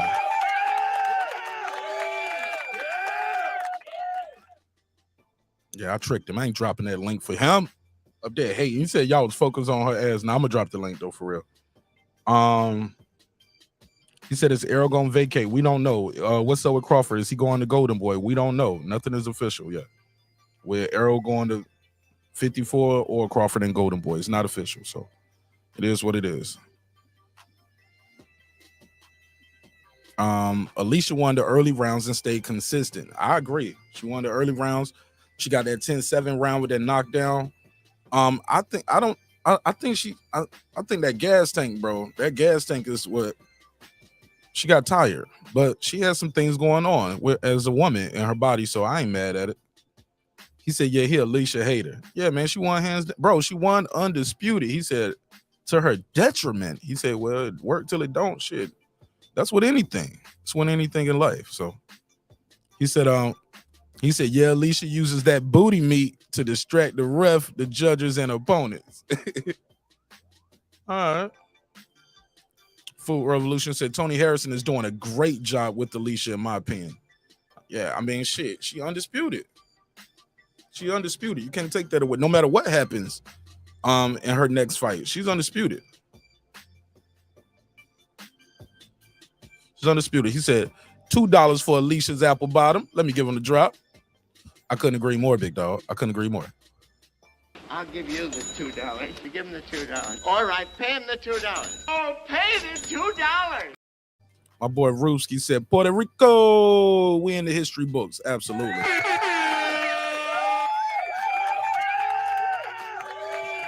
Hey, Rooski, yeah, y'all need to smash that like button on the way in. I keep seeing new people in the chat, but the likes ain't going up. I see y'all in my views, but I don't see you in the likes. Yeah, we got, 2,200 views on this shit. No reason we shouldn't have at least 50 likes.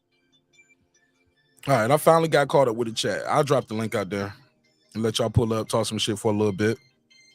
He said Tony versus Tim. That's going to be a good fight, bro. Tony Harrison versus Tim Tszyu. That should be a good fight. That should be a good fight. Tony Harrison can pull that off too because of his experience, but hey, look, he can't go in there and get bored and playing around in there. You got to fix them holes. But he got to fix these holes. One more time, Tim Bradley. But he got to fix these holes. Yeah, you got to fix them holes. He said, by the way, can we talk about the TD rub downs in Alicia's corner? I didn't see that. How do I apply for that job? Man, y'all wilding. Y'all got me nervous about this link being out here now. He said, I always hit the like. I appreciate you, big dog. What do you mean by that? You broke back is broken. What, a vertebrae or what portion? Spinal. Yeah, I'm breaking my back doing these shows for y'all, man. All I ask is the like button, brother. And if you could be so kind, if you can, drop a dime every now and then. You know what I'm saying? This is a fan-funded show. You know what I'm saying? It's funded by the fans for the fans. He said, you got to fix these holes. Yeah, man. You remember that one, right? But he got to fix these holes. Yeah, it does sound like hoes instead of holes. Yeah. Yeah, absolutely. I couldn't agree more. So it seems like, according to the chat, the survey, it seems like a lot of y'all, a resounding 69% of you guys are picking Serrano to go over there in Ireland and upset the champion. Okay. Y'all got Serrano for the upset? I ain't mad at that. He said, you didn't see how dude was rubbing Alicia's breaststroke? Bro, I missed it, bro. I missed it. I missed that part. You know what I'm saying? I was watching that fight and I was I think I was eating. I was eating around the time. I was cooking. I had some salmon, some seared salmon, and a salad after my workout today. So I was just relaxing, just trying to do that damn Donaire workout, man. That shit is not fun, man. Shout out to Rachel. Full responsibility. I mean, he cheated on me, so I did run that nigga over with my car, but yeah. Yeah, I've been trying to do the regiment that Rachel and the Donaire put me on, so, and it's breaking me down, bro. What's up, Boxing Scholar? Who's that talking that you just played? Don't worry about it. It was an accident. It's Errol Spence, baby mama. I supposed to delete that shit. I need to delete off my board. Oh, I thought I pulled up right when you was making a point. Nah, you good. What's on your mind, big dog? Nothing, man. I just had to say this, man. This is what I was saying in the chat. So I could say it without trolling, man. I could make a serious point, man.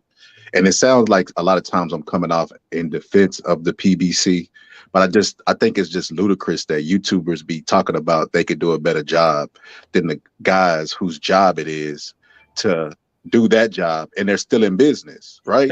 Hey, Cooker, I'm gonna go to the bathroom real quick. You got the floor. I'll be right back. All right. Yeah, it will be equivalent of me walking into a 5-star restaurant or an establishment, like, you know what? I think I could do a good job in managing this place because they could do this. I could have suggestions, but I mean, you can't argue with success. Like, I feel like PBC is another promotional company, just like every. They don't do anything different than Eddie Hearn, what DAZN does. They don't need to do anything different than Don King did. The Goosens when they had KO TV. Like, if you've been watching the history of the sport, this is not anything new. It's just YouTubers have made it popular to promote or unpromote different promotional groups. And I just think that shit is weird. Like, I'd be tired of seeing failed promoters. I ain't even gonna say his name because Mark turned over a new leaf with his channel. But there's a guy out there who used to be a promoter. He's a failed promoter now. You know what I mean? And everybody on YouTube just gives him this ton of credibility. And it's like, I don't understand why. He could come out tomorrow and be like, yeah, I think Errol Spence versus Crawford would happen in 2025. And everybody would just take that as face value. No sources, no nothing. And he's not even accomplished. He hasn't even accomplished a third of what Al Heyman has. but people will give that guy credibility, but hate on Al Heyman. Like this shit just don't make any sense to me. All that stuff confuses me to like the max. I just be wondering why people hate certain promotional companies. It doesn't make any sense to me, or promoters. It doesn't make any sense. Like, is it because your fighter doesn't fight under their network? Because that's usually what it boils down to. If Canelo had came to the PBC, I bet you a lot of fans would come too, and they would do a 180 on their view of the PBC fighters. But it just so happened he's with Eddie Hearns, so I mean, people talk good things about Eddie Hearns. But yeah, you could always tell somebody's YouTube father by what they say, man. I be hearing that shit through. We watch the same channels, man. Boxing communities are small. You know what I mean? We all talk to each other. We all spend a lot of time out of the day to each other just shooting the shit. So it's obvious when you say certain stuff where it comes from. If I went on another channel and said never heard of it, they wouldn't know where I got that shit from. You know what I mean? It's just, you can just tell somebody's YouTube father about how they talk, man. Ain't nothing wrong with the BBC. I feel like they do a good job. And then when they don't do a good job, guess what? They'll go out of business. So the free market will decide what to do with them, not the YouTubers. But other than that rant that I just did, man, it was a pretty good night. I feel like I told my homeboy this. He disagreed with me because he does not like women boxing. He only likes male boxing. He's a little younger than me, but I told him that I feel like women have a higher threshold for pain, and because of that, they give better performances. Like I see a lot. I've seen men go into a boxing match and they talk a ton of shit. Man, I'm gonna do this. I'm gonna bite your ear off and spit it in your children's face, and they talk all this shit. And they get in there, and then you see them just there to collect the check. They got a whole bunch of respect for each other, and so much respect for each other that they like, look, we gonna get out this ring with our wits about each other. They don't say it out loud, but they fight like it. But the women, they going for it. They gonna put that head down and just start winging punches. And I'm here for it. I'm gonna say this though. Shout out to the Donez in the building. Salute, salute, salute. What up? Did y'all see the fight? What y'all think of it? Let me know. I remember people were talking about last year, like, man, these ladies should have 12 rounds, 3 minutes. Based off what I saw, man, they got just what they need, bro. The 2 minutes to 10 rounds, that's enough. Because these ladies were exhausted. They was tired. They was tired, man. They gave it their all. I think when I was taking a bathroom break, you was talking about Rick Glacier. I missed some of it. What was you saying, though? Dang, how you know I was talking about Rick Glacier? Yeah, that's what I was talking about. I basically said it's a guy on there. I don't really even know his credentials. I think he's a failed promoter, but he always got PBC and Al Heyman in his mouth. It's like Al Heyman, he hasn't even accomplished a third of what Al Heyman has to even have credibility to talk about Al Heyman, and people still take him at face value.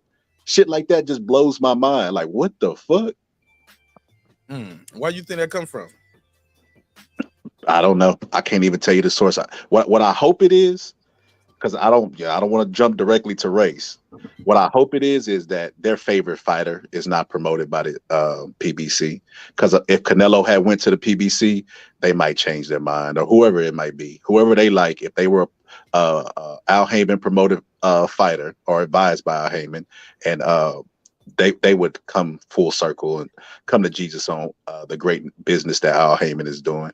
But he's not in their stable, so they love their fighters so much they'll support them down to the decision, the business decision they made with their promoter. And I think that shit is weird. Hey, do you think Serrano can beat Taylor in Ireland? You think she can get a fair shake? No. So you think she's gonna lose? I think she's gonna do the same thing she did the first time. Like, even if she hurts her, she's gonna allow her to make the adjustments, box at the range that's good for her, and steal some rounds. That's what she allowed her to do the last fight. So I don't see her going over there. And if she go over there, she know the home cooking. She knows she's already down. So she has to be thinking at least knocked down, if not knock out. And I just don't think at this point in her career she has that. Like I said, tonight she looked lackadaisical. Like, she was throwing punches and landing them, but I didn't see the ferocity. You know how sometimes you could like pause the screen, or put it in slow mo, and you can see like Bud's veins popping out or Tyson's veins because they really want to hurt the person. They really want to knock him out. I didn't see that with her. I didn't see the intensity. So I don't know if she's losing a step. I don't know. Bad training camp. I don't know what, but she looked kind of lackadaisical in there. She was more passionate after the fight to me than during the fight. Who you talking about? Serrano. She was more what? Why did you say she was lackadaisical in there? I didn't see the intensity. Really? They was toe to toe, bro. Damn near all night. She was popping the jab, working the body. Man, damn, Bob Scholar, you hard to please, bro. Nah, that ain't that. You the type that'll watch Hagler versus Hearn and be like, man, but the fight was too short. It was only 3 rounds. Hell no, I get excited watching that fight, bro. I'll be on my feet like it happened, like I don't know the results. Did you say I'd be on my feet? Yep, my feet. My feet. You sound like Floyd Mayweather singing. Damn, the Donaire said they missed this one. They said, we're leaving for San Antonio next week, and we need to spend time with the boys. I can totally respect that. Family first, absolutely. It was a good one though, sis. Bro, y'all missed it. Y'all gotta watch it. It's already on YouTube, I believe, though. So check it out. Rick Glacier is a fight broker, and he and Al Heyman had bad blood, according to him. That's what Food Revolution said. So now No, I'm just saying I don't know anything about the man like that. So now he's on. So now what is Rick Glacier now? That's the question I have. Because is he a YouTuber? Because every time I see this motherfucker, he on somebody's YouTube channel as a special guest. I get him one day as a special guest, and you can talk to him. Yeah, I would ask them these questions. Because I mean, Al Heyman ain't mentioned one word about him. So who's more professional with the bad blood that they allegedly have? Because Al Heyman ain't mentioned him once. He constantly got Al Heyman name in his mouth, and then that just shows he's just a disgruntled employee. How many disgruntled employees have good stuff to say about the person they're disgruntled about? They always be bitter. How many times Dame Dash gonna tell us Jay-Z's a sellout while Jay-Z's money still keep racking up? Like he already over $1 billion. Like, come on, man, stop that shit.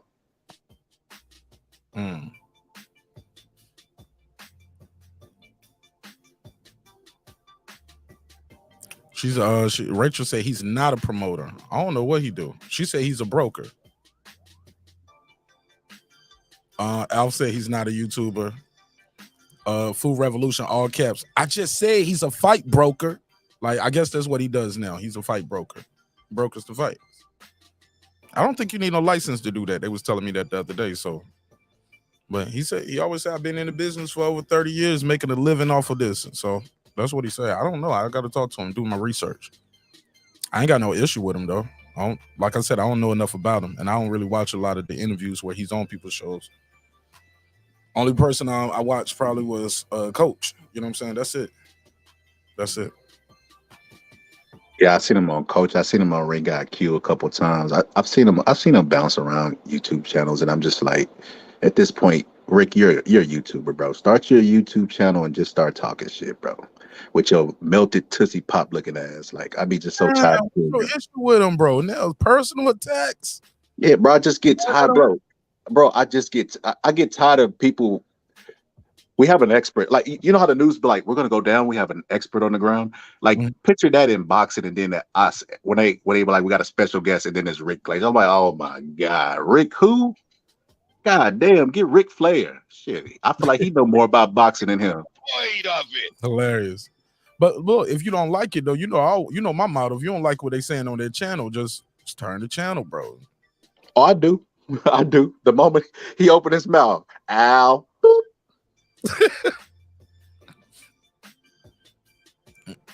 Damn, Food Revolution, you want the smoke? I don't want no smoke with you, sister. But some people, she said, drop the link, please. Oh, let's go. Yeah, drop the link. I want to hear what she got to say. The link has been dropped. Let's go. He said, guy got a vendetta against Rick. And I guess he's saying Rick seems like he has a vendetta against Al Heyman. But to be fair, he's not the only one that had unfavorable things to say about Mr. Heyman, and you're not the first person that had unfavorable things to say about Rick Glacier. So it is what it is. But here's the difference, though, Mark. I could actually contact Rick and try to get him on my show. Yeah. Al Heyman ain't got one goddamn interview on there, and he's doing a successful business. How many successful business people don't have a group of people that hate them? just because Elon Musk ain't did nothing to nobody, but he getting booed at a Dave Chappelle concert. You get what I'm trying to say? Mark Nash ain't did nothing to none of these motherfuckers. But they be calling me trolling. I ain't bother these people. You look at me, I had to throw myself in it when you said successful people. Hey, like I'm think high, live high. Yeah, I just think highly of myself. Full revolution. I see you can cam off if you want to. There you go. What's up, sis? How you feel? I'm good. How are y'all? What up to the chat? I love the new avatar, sister. I like the blonde look. Go ahead now. Thank you. Thank you. Welcome home. Welcome home. Go ahead. You said drop the link, please. She said, I gotta cook this nigga. So what are we talking about again? Fox's calling. Oh no. We were talking about Rick Glacier and we were talking about PBC. And I just don't understand where all this hate be coming from the PBC. Well, I don't think it's hate. I think it's the fact that we're getting really good fights without having to pay for them on other networks. And the PBC has us funding their entire roster. Yeah, but that's how the free market works. If you don't like one thing in one place, you can go somewhere else. But you don't have to like this. PBC had nothing to do with the fights tonight, right? But somehow I go to the chat and I see PBC, Ryan Garcia, Tank, PBC, Al Heyman, PBC. It doesn't make any sense to me. Well, how doesn't it make any sense to you when I just told you we're not fighting for good fight? We're not paying for good fights on other networks, but we are paying for all of the trash ass cards on the PBC. So you're paying for cards on the PBC? We're paying pay-per-view. When's the last time they had a fight that wasn't pay-per-view? Couple weeks ago. You buy them? You said we are buying, so you're paying out of your pocket for PBC. They're putting them up for sale. Yeah, they're putting them up for sale. It's all pay-per-view. That's what pay-per-view means. It's pay-per-view. Okay, do you, Food Revolution, purchase pay-per-view from PBC? Well, it doesn't matter what I'm doing. It's what they are selling. They're selling them. They expect everybody to pay for them, whether anyone is paying for them or not. And most people are not, because they're not putting on good fights. We just had a really good fight last night on DAZN, and we only paid $20 for the subscription. Why can't the PBC get something going on like that? Okay, that's like me drinking Sprite and saying, goddamn Pepsi and Coke.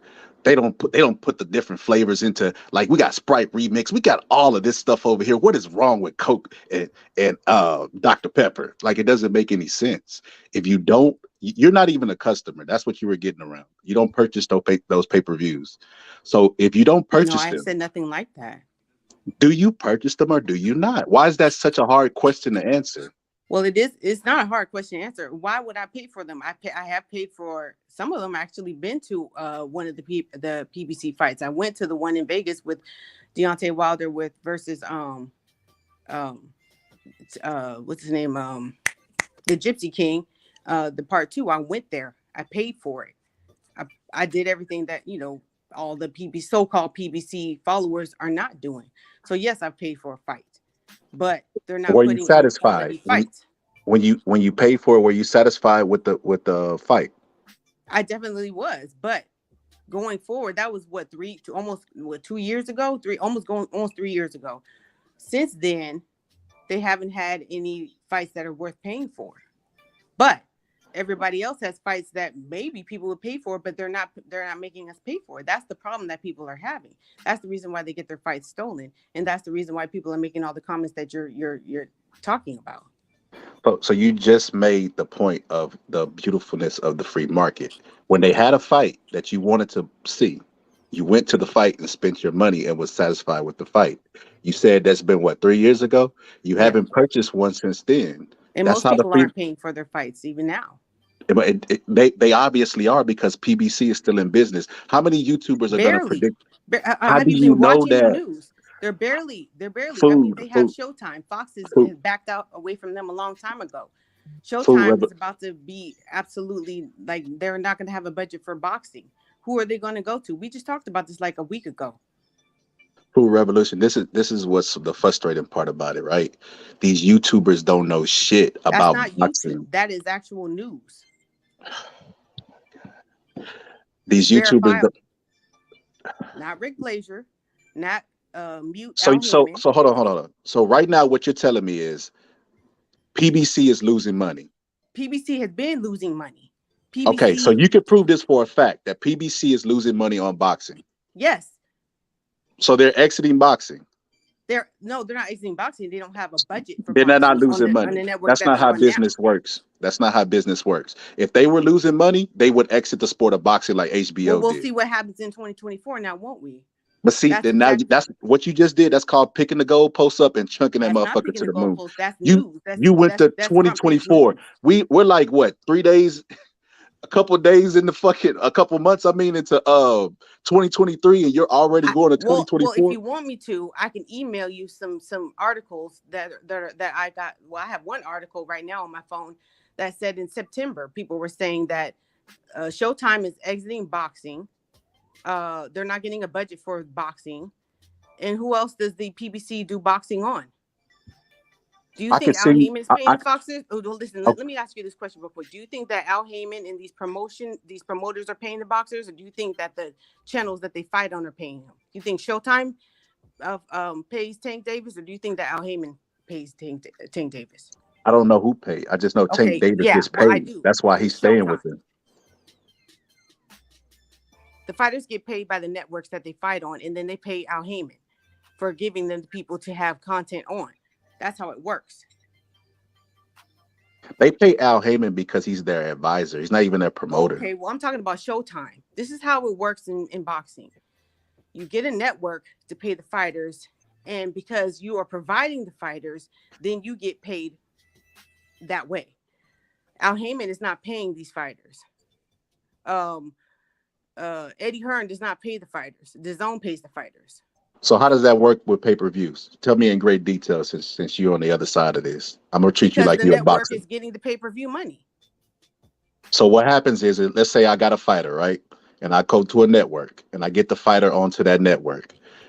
They're gonna pay, and I'm the promoter, right? I'm the manager. Promoting. I'm the promoter and the manager. I want a big part of his pie, right? Right. So what's gonna happen is the network is how they gonna pay me? How they gonna give me guarantees and pay me off a pay-per-view that hasn't even happened yet? And then how much? Until the paper. That's what back-end money means. How much money do they give me money for promoting the event, or do I have to put my own money up? You don't have no. How would you possibly have enough money to put as a promoter? Where would you get that money from? Promoters are the ones that put the money up for the event. Put the money up to promote the fight. Yes. That's why they're called promoters, not event holders, not event throwers. Okay. I think you're getting promotion and events confused. This is what I personally think, right? This is why I love when Rachel is on Mark's show, because she's been on the other side and she's really business savvy when it comes to stuff like this.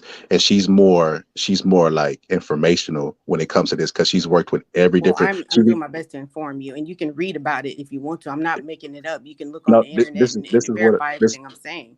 But this is what I'm saying though, Food Revolution. This is not even just a shot to you. This is just YouTubers in general. I feel like everybody is their own expert in their own head, right? And Mark's most famous word is confirmation bias, right? And if you want to believe something, you can make it true. All you got to do is find the article. There's no confirmation bias when everything that I just told you, you can look it up. Click over on your phone and look it up. Okay, well, this is what I'm now. You know more than me. I'm gonna consider you the expert on business in boxing, because I don't know anything about contracts or any of this shit, right? The networks pay the fighters. But I'm gonna say this: no network since the beginning of time. I remember HBO used to be big in boxing. They actually were gonna try to monopolize boxing before Mike Tyson went to Showtime. Don't know if you're aware of that, but HBO kept betting on the wrong guy, and their guy could not sell. They had Triple G, all this stuff. They were like, you know what? We got our Game of Thrones shows. We got other shows to where we're making money. We don't need boxing. And they left boxing. There was no speculation that HBO was even going to do that until it happened. So how do y'all know so much shit about the business of boxing that PBC is losing money? Oh, God. You keep on talking about YouTube and YouTubers. They don't know anything, but I can read. and you can read too. I assume. Okay, okay. Well, Look check it this up out. for yourself and Okay, stop well, talking look, about send me the people who don't article, have and I'll anything to send do you with the 5 industry. articles about that said that the Spence and Crawford fight was going to happen in 2023. Yeah, but you heard Mayweather said that it wasn't. Yeah, but there's articles that say it. So is that true? I can read. Right? Is that what you said? Well, What are you're the acting like sources? just because You always have to confirm the source. That's something you learn when you go to school. You can't just pick things up off of Google and Wikipedia and all that So kind of what's stuff. You what's have the to source actually that you consider the source. what's the source that you're sending me to show me that PBC is going out of business in 2024? You can look at Bloomberg. You can look at YouTube, not YouTube, but Yahoo Finance. These are people who actually, if they were to Post it in the lie, chat. would get in I trouble. click They would it. get audited. Post it in the chat. I'll click it. No, I don't put No, links I in my don't do chat. that. I don't do that. Yeah, And I don't allow Nah, links. private check mine chat. like that. Private chat. Yeah, you can put it But in like I private said, chat. you though. can look it up yourself. So you're debating and you tell me about sources, but you won't send me these sources that This is not that my show. We're Put it having in a the private conversation chat. on You can put someone it in the else's private show. chat. I'll put it on the screen. I just like to see the links first. I'll put it on the screen. Hey, look, I see Rachel in the chat. Rachel, hey, look. When these fighters go to purse bid, I don't see networks at the purse bid. I see promotional companies at the purse bid. So I do want to know about that. Also, I remember when they was talking about Crawford, it was like, if Crawford had a promoter, he would have had a guarantee. Like his promoter would have paid the guarantee that he would have got. Blah blah blah. So I'll ask her. Why would this promoter pay when? Ma'am, I can't answer none of these questions. I'm gonna ask the person, and I'm just telling you what was put out there. So just like you saw that article or whatever you saw, I can play Bob Aronson and what they was talking about. Where Crawford needs a promoter. Like I paid Top Rank did a purse bid. They wanted a purse bid for Crawford versus Porter, right? Actually, was gonna go to purse bid. They pulled out a purse bid at the last minute, and Top Rank agreed to pay the guaranteed purse. They wanted to fight. When fighters go to purse bid, it's promoters they're bidding for the fight. I don't see the networks bidding for the fight. That's all I'm saying. Right. Okay. And then so who takes care of the back end money then that everybody likes to talk about, which is actually called the upside? I'm just saying a purse bid is promoters bidding for the fight. That's all. Okay, so maybe they can guarantee that's what's called the guarantee. We're talking about two different funds of money. You got the guaranteed money. That's what Al Heyman and them do, I guess. And then or the promoters, and then you've got this so-called back end money, which is the majority of the money that the fighter is supposed to get. So Crawford, he didn't need a promoter for that. Canelo didn't need any money for that when he went and fought on the PBC when he fought Caleb Plant. You think Al Heyman came up with $40 million to pay him?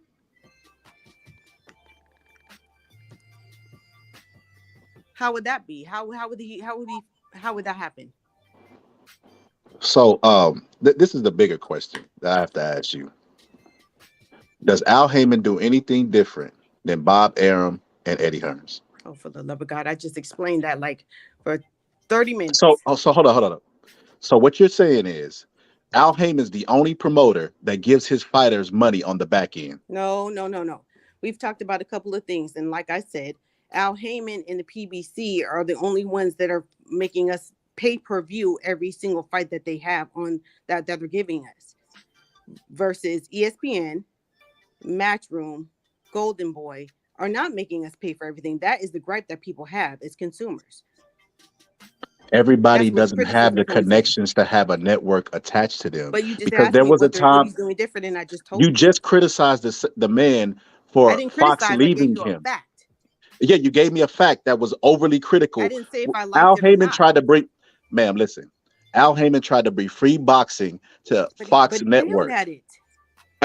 But he tried. The same thing that you're saying that he did, that he's not doing now. Oh God.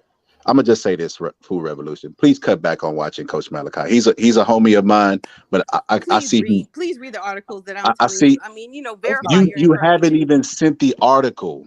Let's hold on. I ain't gonna tell nobody stop watching Coach. That's my guy. So let's not do that. Let's not do that, big dog. We got balance, bro. Hold on, sir. I'm just saying, let's not. He's a member of my show too. I got his number. He's not an enemy to me, bro. He's a friend to the show. So can't have nobody saying stuff like that about people that's cool with me. Ain't doing nothing but support me and put money in my pocket, dog. So let's be clear on that. Like, whatever your issue is with him, just hit him up. You know what I'm saying? But No, hold up. Let me clear that up. That had nothing to that was nothing. That was no dig at Coach Malachi. That was a dig at people who don't know how to think for themselves. But yeah, hey, watch I us. don't know how to Watch. think for myself now. Sir. Because you're the only one mentioning ma'am, him. I got it, y'all. Now look, like I said, we can have a conversation, but once we start doing stuff like that, personal attacks, I got to step in. Like, we cannot make personal shots at each other over people that we don't know, like Al Heyman and Rick Glacier. Like, so look, I got Rachel here. Let's just have the conversation. Let's just clear the air. Hey, Rachel, who pays the fighter? Is it the promoter? Is it the network? Is it sometimes both? Like, how does that work? The promoter has to pay the fighter. It has to go through that channel. But the funds can come from a TV network. So, for example, a lot of the times when you're going into a purse bid, you will already know, like, what, for example, if you're like, okay, well, I'm gonna bid $1 million or whatever, but I know that another promoter is gonna bid 1.5, right? And so you'd ask the network, are you interested? You have preliminary conversations. They have, a letter of intent that, or an understanding, an agreement that says if we win this purse bid, you're going to put in X amount of dollars to cover the expenses. So if this promoter A said, I'm going to do $1 million, then they'll come in and say, okay, well, we'll back you with $2 million for the fight. And then so they'll come in with $3 million, whatever it has to be. So when then you can win the bid, and they know that when you win the bid, it'll be on their network. Thank you. Okay, but I think the confusion though is you guys keep talking about PBC like it's a promotional company. Y'all know that they're not, right? Right, Yes, ma'am. Me and Mark talk about that all the time. But I mean, for the sake of argument, for this vendetta that she has against Al Heyman, we pretend like it is. I agree. Well, where do you come with the fact that I have a vendetta against Al Heyman when I'm coming to you with nothing but facts, and you keep on mentioning people's names that I haven't mentioned? You're right. Okay, so Rachel, so to be clear, you said yes, the promoter pays them. Yes.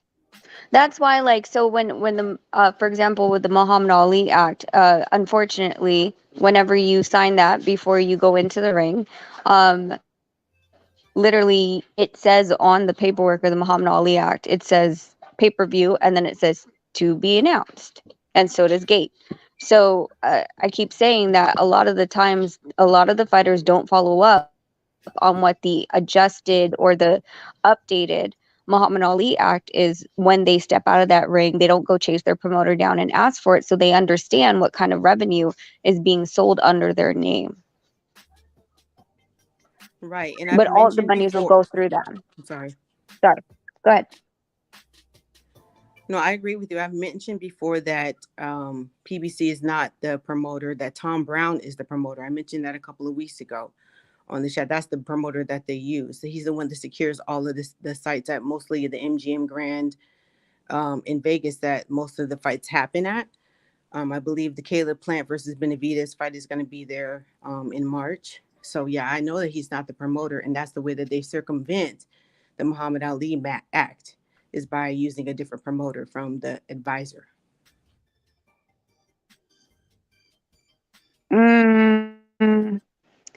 Hey, Al Heyman cannot be a manager and a promoter at the same time. So it's written in the law of the Muhammad Ali Act. They can't, with him being an advisor, honestly, it doesn't even apply to the Muhammad Ali Act, because the word advisor is not even in there. Same as the word broker. What Rick Glacier does, and he said it on Coach Malachi's and numerous other podcasts, is that he's a broker, and there's no rules or any regulations that regulate these type of people. So we've gotten into a kind of a gray area as far as Al Heyman's roles with his fighters. I do know, for example, when we fought under TGB, Al Heyman does not advise us. So it begs to say that, not everybody that's advised under PBC or under Al Heyman is with TGB, and vice versa. Right. No, I was just saying that that's the promoter that he uses, and yeah, I was agreeing that he's not the promoter. Like you said, that PBC is not a promotional company, that he does use an outside promoter. I don't know if he uses others, but I know that Tom Brown is one of the main ones he uses. Yeah. Yeah.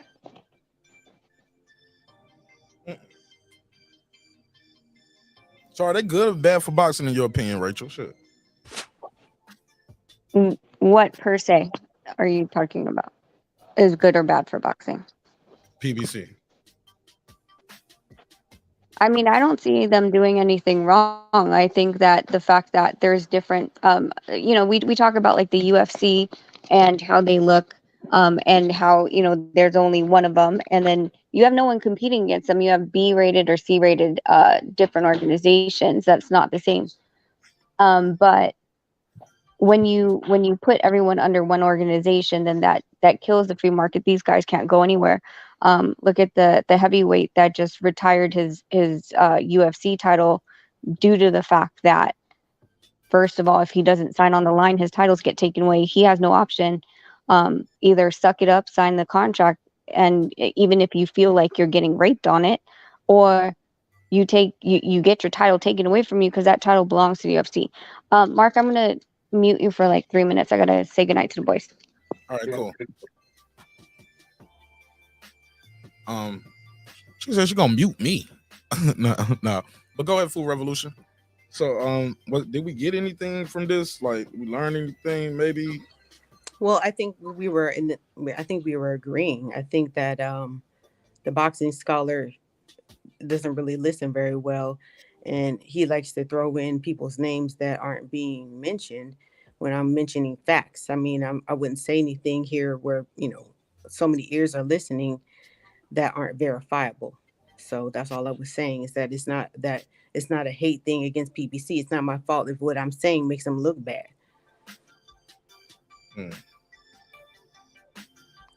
And I want to see the fighters on the PBC do well.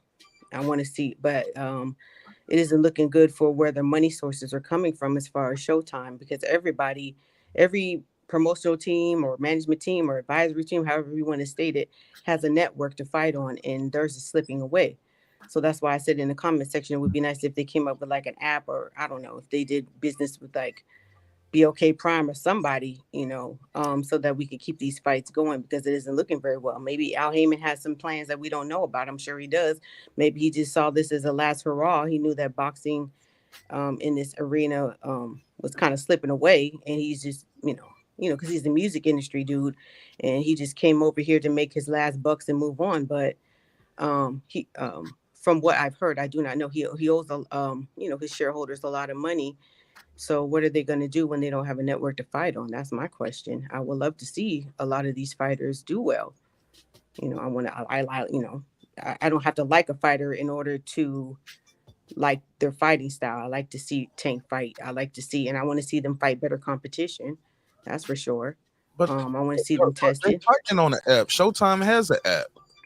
Like when I watch Showtime, I don't have cable. You know what I'm saying? I got the app. I can watch it on the web. Also, the Triller is a website and an app. They put the Tank Davis fight up there. They had that option. So, and if they doing that Paramount Plus thing, that's app based too. So shit, they can still right. But the talks are that Paramount Plus is going to get rid of the boxing division. They're not going to give them any money for boxing. They're just going to take some of the best shows that are on Showtime right now, which are very many, and incorporate them into the Paramount Plus app. And what I mean by app is the app that's not supported by cable networking as well. Right. So just now, like the Zone, they don't have a cable network. Now that right there, you said you heard. Now, where did you hear that at? Now, and how accurate is that? Is it possible that? Well, I don't know. I mean, I'm not in the corporate office. I'm just saying this is what this. I haven't based my argument off of that part of it, what I've heard, but if they're getting rid of boxing, I'm saying boxing isn't making very much money. Or at least men's boxing isn't making very much money. That's the reason why HBO got, But they do have some cards coming up, right, for the first quarter, right? They could have. This would have been the perfect time to drop it if they was going to drop it, right? Right, but the thing is, with streaming or illegal streaming, they're not making enough money. If I were a business person, how do we know how much they made? Cause I don't know how much they made. Where did you find out how much they made off of boxing? I don't know. I'm not talking exact numbers, but we know with the illegal streaming, all of these people who are putting on these pay-per-view fights, all of these networks that are putting on specifically or mainly pay-per-view fights are not making a lot of money because Take the it's call. very Let me, easy to illegally okay, stream now. let me take the call because people, and you're gonna have to say it again because people can't hear you over the Right. phone ringing. So hold If what you, you got. yeah. Hold, So hold if what you you look, got, ma'am. Hold what you got. I got a call. Can you hear the phone ringing? I don't know if y'all can hear the phone ringing I on the pin. didn't hear it. Sorry. Oh, okay. So bear with me. So the phone is ringing. That's what I was trying to tell you. Like, they ain't gonna hear you over the phone ringing. Caller, what's your name? Where you from? Hey, it's Boxing Fans Talk TV again. Okay, go ahead, Miss I T. was just so, and I see the young lady talking to the guy about PBC and the issue, the trouble that they're in, and she's right. There's articles when she say look up Bloomberg, look up Wall Street, look at what Paramount Plus has said. They're not gonna have a network to showcase their fighters, talking about PBC, and that is based on their boss, what their boss said. Paramount Plus is the boss. They're the boss over CBS. They're the boss over Showtime. And Paramount Plus feels that boxing has been failing on Showtime, so they're not going to continue it. They just put out stuff all the time. You know, there's articles everywhere that you can read on it. It's not about our bottom line. And as far as paying the fighters, yeah, these promoters, and I know Floyd Mayweather said, you're not really a boss unless you could put up $2 or $3 million for a fight. But none of them are putting up money. They're spending other people's money. Al Heyman runs PBC like a hedge fund. He got investors, and I'm not saying he's the only one, but due to his putting on fights that nobody wanted to see and marination and stuff for PBC, he's running to a snag. It hasn't been successful for him. We don't know the bottom lines and all this stuff. Like she said, that's why they make it every fight a pay-per-view. This is how these fighters even getting a check, because you got to, the fans got to pay for them. Nobody's paying for them. You used to get a budget from a network. Like Showtime was saying, I'm doing 15, I got 15 dates this year. And PBC will be like, all right. And Showtime will have a budget for each one of those dates. And they would take that money along with sponsors and all that other stuff. And that's how they would pay these fighters or pay for the site or whatever. But again, the marination, putting on fights that nobody want to see, I'm only fighting in-house. And that's, I think the guy asked her, what the PBC do differently from other people. They're the only ones who about to be talking about their side of the street, or I'm only fighting in-house fighters. And that wasn't a winning strategy. Now, Fox is gone, because that's what PBC used to have. And Showtime about to be gone.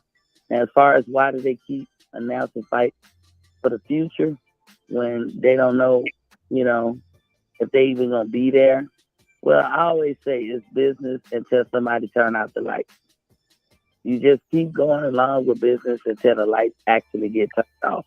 It remains to be seen if any of them fights are going to matriculate into being on Showtime, because we don't know when Paramount Plus is going to actually pull the plug.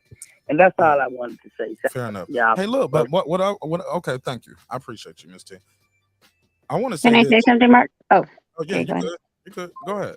I want to say this. So, They had the Tank Davis fight on an app that was on Triller, right?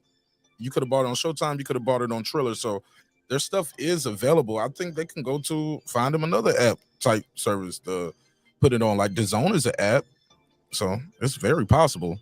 I mean, Right. I'm That's just possible. hopeful. I'm optimistic. I'm hopeful. I want to see boxing keep going, and that'll sound like, damn, man, the beginning of the end. Because right now you only got boxing on ESPN and Showtime. But go ahead, Rachel, and then we'll let Food finish her point she was trying to make before the call. yeah, I just feel like this is a reoccurring conversation, and I feel like because of that, YouTube is so prominent now in comparison to how many years ago. When we were with Top Rank, HBO went under, and everyone said the same thing. about Top Rank. The whole thing about business is you have to be innovative. And, that's why where Matchroom came in and The Zone came in and Triller did and they failed. And people are going to continue to try different avenues to keep, the lights on. But in respect to that, when Paramount buys out a contract, buys out, pushes Showtime out, the whole thing of it, the matter is there's standing contracts, and within that standing contract states that they have to still fulfill the contracts that are on the table, with the term, how many years that contract is made available. In addition to, if they want to buy out the contract, then there has to be a numeration for canceling out the contract. When you take over someone, you can't, another business or another entity, you don't just wipe out every single thing that was already contracted by law. So, and then the last thing I want to say, Mark, is that the whole thing about, everyone's keeping it in-house. I hate this crap. I honestly hate it, because I'm standing here right now and Top Rank pulled Maloney from us. That they did the same thing from Regis and Ramirez. So I don't like this finger pointing, because everyone's damn doing it. What do you think that Eddie Hearn just did with Bevel and there's the top three of Bevel, Beterbiev, and they're now trying to put in that other guy that left Top Rank to be in the mix. And everyone's complaining that he's keeping them all in-house. He's going to use them for at least 6 fights, get the most money out of all those fighters, and then put one of them up against Canelo. But he's keeping them all in-house. He's not going to have them go anywhere else. So these are standard business practices of all promoters. So I don't understand why only one gets heat when they all do it. I go ahead, Full Revolution. What was your point, BL? Because she was talking when the phone rang, so she got cut off. Go ahead. I think I can't remember exactly what point I was making at that point, but yeah, I think you and I were talking about. You were saying, well, where are your numbers to prove how much people are streaming or not? Well, you can look at. No, I didn't mean streaming. I was just like, when you said they're losing money, I was like, how much did they put into the event? How much did they make? Like, how do we know they're losing? Well, if you put up money for an event and people aren't paying for it, how are you going to make your money back? I mean, these Tank Davis shits ain't empty, and I don't know how much it costs to put it on in Baltimore. I don't know how many pay-per-views they really sold. Right, but so any event, you want to at least clear, and then you're talking about back-end money, which comes from the gate and the pay-per-views, in order to pay these fighters this extra money, because you, as the promoter, they're saying are doing the guarantee, but they're expecting more money after the fight.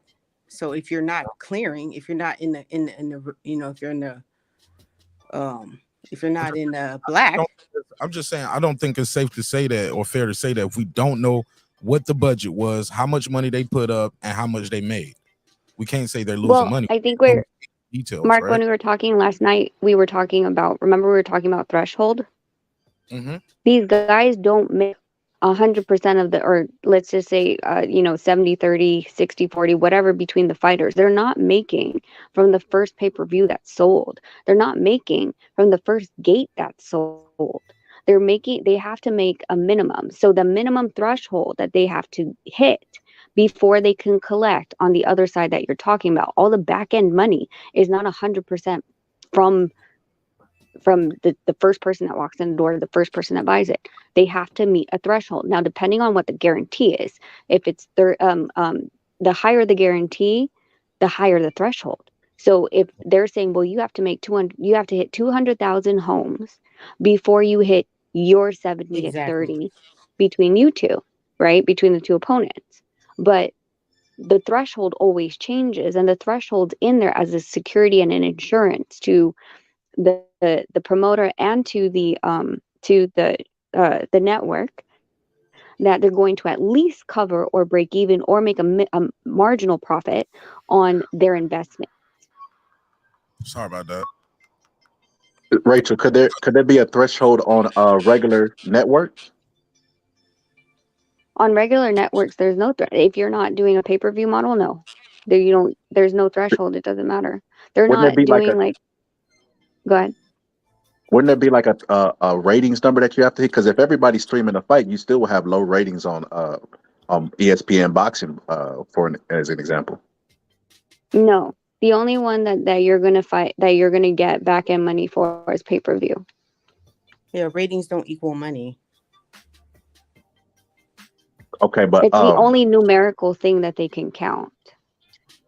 And and you can't guarantee back end money because you can't guarantee how much you're going to sell. I get it, but thank God for Rachel. Rachel, you made a great point earlier. You said, why is one guy getting pointed the finger at when he's doing the same thing that other promoters would do? And that was just something we didn't really dig into. What is your opinion of that, Pooh? It sounds really familiar, doesn't it? I don't think that you're understanding what I'm saying. What I'm saying, and I'll say it again. The reason why people criticize PBC versus Matchroom, Golden Boy, Top Rank is because they're giving us great fight cards without pay-per-view. Period. And PBC is not. That's it. That's all. So the only criticism of PBC is their pay-per-view. I think another criticism is when they were introduced, they were saying, hey, we bringing boxing back to free TV. And I remember that. It was on Fox, it was on CBS, so it was on Spike TV, it was on Fight TV. Like it was free. There was some free stuff out there. But now we getting fights like Thurman coming off a loss, Barrios coming off a loss, pay-per-view. Andy Ruiz versus Areola, pay-per-view. Andy Ruiz versus Ortiz, pay-per-view. Yeah, and I think that ties into what I'm saying. I think we're saying the same thing, Mark, because I think a lot of hold up. I just want to say this, but peep this: the undisputed Jamel Charlo fight was at Carson, California on Showtime. Like it's just certain things aren't even making sense to me. But that's why I'm always here trying to learn. I don't be going in and think I know everything because I don't. But DAZN did the same thing to us. They said that you had to just pay $9.99 or $19.99 a month, and all of a sudden now we have pay-per-view fights. Yeah, and Eddie Hearn said, "Oh right. Well, we had to move with the times. We that was our goal, but it wasn't smart for business, and we understand that. And thank you for your patience," and walked out. I mean, I agree with that, but I think with my subscription from DAZN last year, I think we paid for what 1 or 2 pay-per-view fights, and they were both Canelo. But with the Anthony Joshua fights, and he's just as big a draw as Canelo, we didn't have to pay for those. Shout out to that. $20 a month.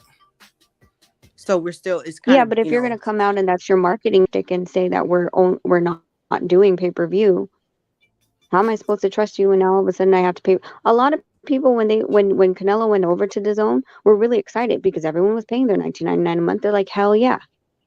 And then you sideswipe and you're like, oh, sorry, yeah, this is going to be an extra charge. Like, but bro, you said you were going to change the market. I got you, but like I said, it was $9.99. They did 100% increase. Mm-hmm. That's all I wanted. I was pissed about the 100% increase. I think in the UK they were paying like $1.99 for a while. Don't make me mad. $1.99 a month. Crazy. Shout out to them. And even it's up to like $9.99 for them now. I'm sorry, I didn't mean to cut you off. No, I was just saying, even then, their DAZN is cheaper than ours. And that pay-per-view, I think that pay-per-view, it was some pay-per-view on. I forgot. I get Lady Shan on. We was talking about it, but we was talking about how low their pay-per-view was.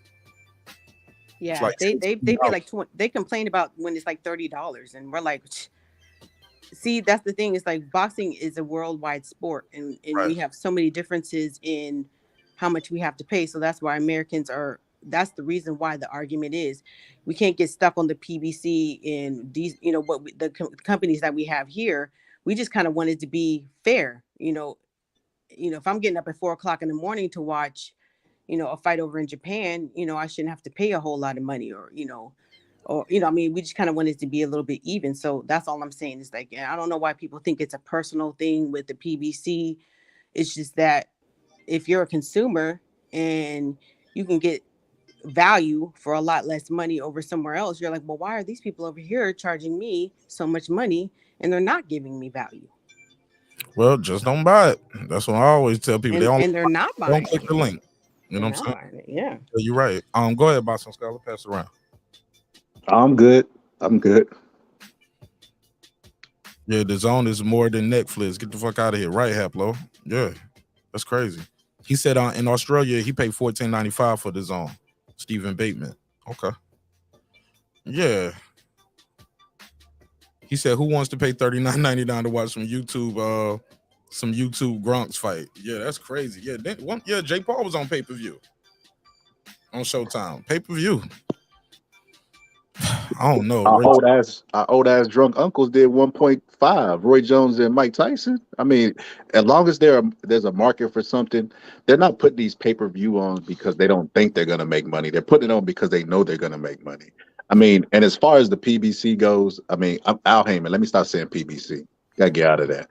As far as Al Heyman goes, he made the cross promotional fight with Fury and Wilder, the fight that you went to, and then also he's about to make the Tank versus Ryan fight. Like, you're not gonna like every single product that they put out, but don't criticize them for doing the same thing that other people are doing. That's all I'm saying. But Why is they're this? not doing the same thing other people are doing. Are you listening to the conversation or no? Are you listening? It seems like let's keep it respectful with each other, y'all. Let's try to keep it it respectful.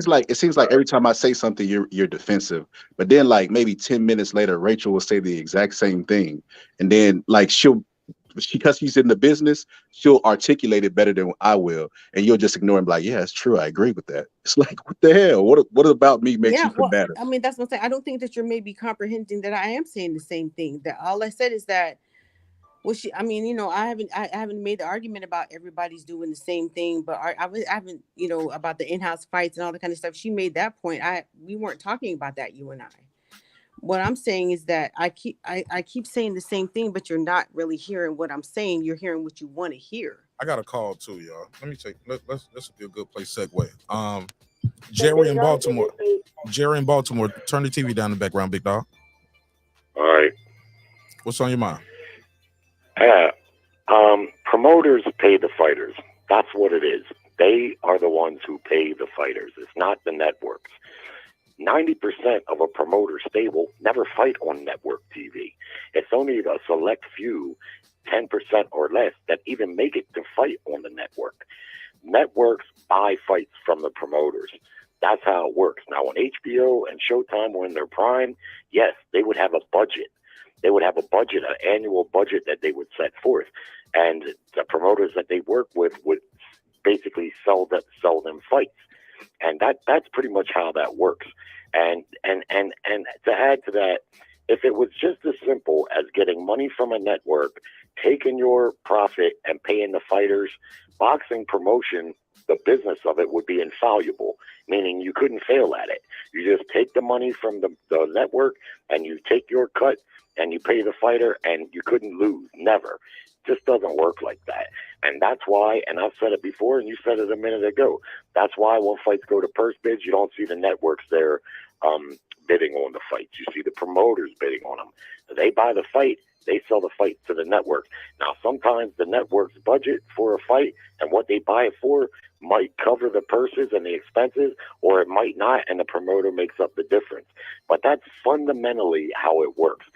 Can there be an exception here and there and things a little bit differently? Yeah. And the problem with the PBC and Showtime right now isn't the PBC, because just like the man saying, the PBC don't do nothing different than any other promotional company. And 4 or 5 years ago, Showtime and the PBC was the toast of boxing. They were putting on lots of big fights. All the fighters were being active, and everything was hunky-dory. But what's changed is Showtime has lost a big chunk of their subscribers. They've lost a big chunk of it because their format is antiquated. I've had HBO and Showtime for decades, and they were always the channel that people paid for and subscribed to because they would get the movies first. But nowadays, you got all these apps where you don't have to pay $26 a month for Showtime. You can just buy the movie for $4.99 on one of the apps. And that's what people are doing. And because of that, they've lost a bunch of subscribers and their budget is cut in half. And what's going to suffer? Boxing. And it just so happens that the PBC, that was their buyer for boxing. That's who they were broken and doing their business with. So it's not that Al Heyman is doing anything differently. The only thing he's doing is now, because BBC has cut their budget so much, now he has to put those fights on pay-per-view. Otherwise, he would lose money every time. So he's just got to restructure. They got to figure out what they're going to do there. They may still do business with Showtime, but it will probably be a lot more limited, right? They'll just buy the fight that they feel they can sell. Like you said, when the Charlo fight was on Showtime, yeah. So why? Because they probably felt like that would be a good fight for them to invest in. So the Heyman, I look at it next year, probably what's going to happen is you're going to see maybe some big cards like Tank and this and that will still be on Showtime, but a lot of the other stuff is either going to be on pay-per-view or they're going to have to move to an app or something like that. I've Food Revolution. You want to reply to that? I think he was talking to you. Okay, yeah. A couple of things. The boxing scholar, I didn't mean to come off or sound like I was disrespectful. I just don't feel like I'm being heard the way that I'm saying it. But with Jerry, what do I say? You said a couple of things. So do you think that PBC paid Canelo $40 million? Hey, Food Revolution. I'm gonna let you know Jerry speaks in long run-on sentences with no period, commas, or nothing, as you can hear. Like I said hello, and he talked for 4 minutes. Yeah, straight. I'm trying to pick up. I mean, he said a couple of I things. just want you trying to pick answer. up on one point. Just gotta want you to answer, because if you let him get the mic again, you might not get it back. But yeah, so that's what I'm saying. You know, I mean, I wasn't saying, okay, there are two different payment methods that we're talking about, two different amounts of money that the fighter is expecting. The front end money or the guarantee, which the promoter is responsible for, that's a guarantee. That's between, I don't know if they signed a contract or whatever it is. And then we're also talking about what they call the back end money, which is the upside money. That's the conversation that I'm really focusing on right now, and as to who pays that. And that is the, you know, you got the event, the gate money, and then you've got the pay-per-view money. You can't guarantee upside money because you don't know how much money you're going to make. I don't know what they're telling these fighters how much they're going to make. But I mean, it just doesn't make sense to me that the PBC would have $40 million to pay Canelo. They have to get that from somewhere else. So that has to be coming from the event that was put on and the pay-per-view, which is from the network, which would be from Showtime, right? Well, it's my understanding that in that particular fight, Canelo got $8 million guaranteed. That probably right from the promoter. Well, I would imagine that's what the network bought the fight for. So they can guarantee that. What they do on the back end is they guarantee them a percentage over the threshold, like Rachel was talking about. So they know the number they got to hit for the fight to make money. And once that hits that number, then it's a percentage of that's what they guarantee is the percentage. They can't guarantee the dollar amount, like you said, because they don't know what the dollar amount is going to be. So ultimately, I think that fight did $550,000, and I don't know if that money goes to Showtime from the pay-per-view or if it goes to the promoter. But in the end, you can't really say Showtime paid Canelo the money on the back end no more than you can say Al Heyman did. He just got the money on the back end because that's what the back end money was. I can't say that I know who collects that pay-per-view money. Who pays it out? Yeah. But you know, my point is this: the promoters pay, and Al Heyman, to me, you know, things were going really good for him until Showtime started to struggle. That's what the problem is. People want to hate on Al Heyman or even blame him wrongfully.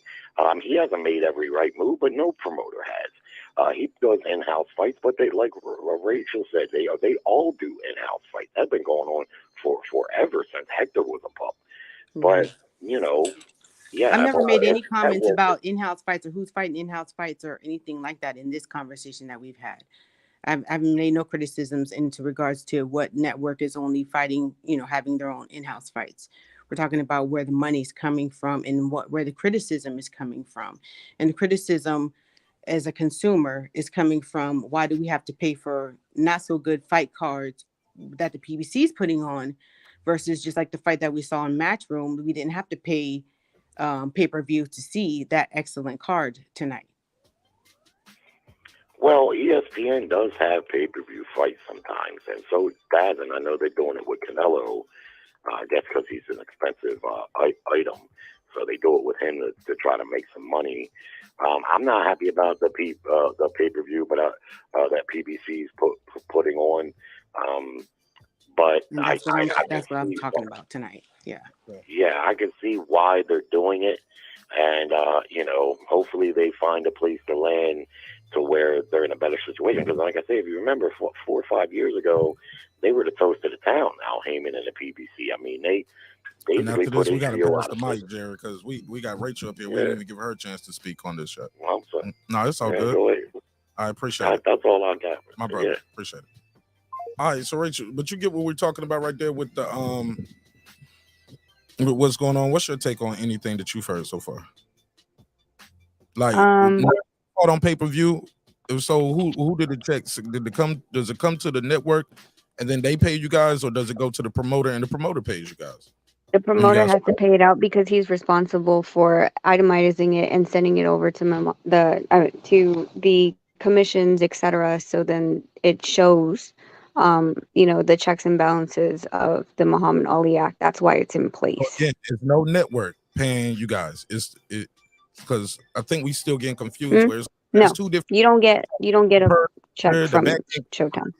Okay, cool. Mhm. Full Revolution. Yeah. I think that's pretty blank as it gets. No, okay. Yes. I never. It Okay. Well, it does. Okay, but this is the thing. I didn't say that Showtime is cutting a check to.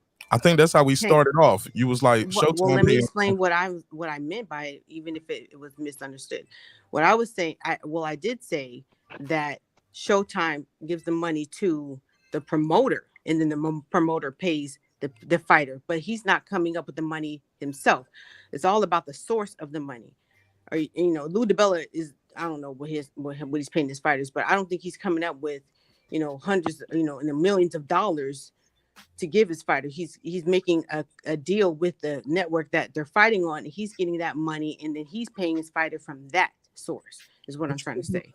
But you get people to invest. So no, it might not come all. Well, I'll go back to the expert. Hey, Rachel, how do promoters find money for events? Like, does Richard Schaefer just go into Richard Schaefer personal bank account or Pro Bellum account, or they have. I mean, they have their own investors, and then they also have complete deals with certain sponsors that are always. You notice that most of the people that are always on the ring on the tarp, they're the same sponsors all the time. They normally do a 3-year contract with it being a minimum, and then if it's a high level fight, they up the money, right? Especially if it's someone like Canelo, they're like, yep, we'll quadruple or tenfold whatever our minimum is supposed to be to pay you for these events. When it comes to that, in addition to that, most of these promoters do have if we're talking about the event venue, have their event venue of choice. And because of the fact that they continuously go back to these venues, they have a good relationship, and it's discounted handsomely for them to come back and continue to do business. So it's not like if we all decided let's go throw a fight promotion, we're not going to get the same rate that that Richard's been throwing fights over at Dignity Health. We're not going to get the same rate that he has because they've been having that working relationship for so long. Right. So what I was trying to say is what I just said. Tank Davis or the specific fighters don't have a specific relationship with Showtime or DAZN or whatever. The promoters have the relationship with that, the network and like you said, the other investors and the advertisement and all that kind of stuff, and then they get that money from those people and they pay their fighters. But if the fight doesn't sell, then where are they getting the money from? They can't get the money, And it's just a business loss, like any other business. So that's if they can't,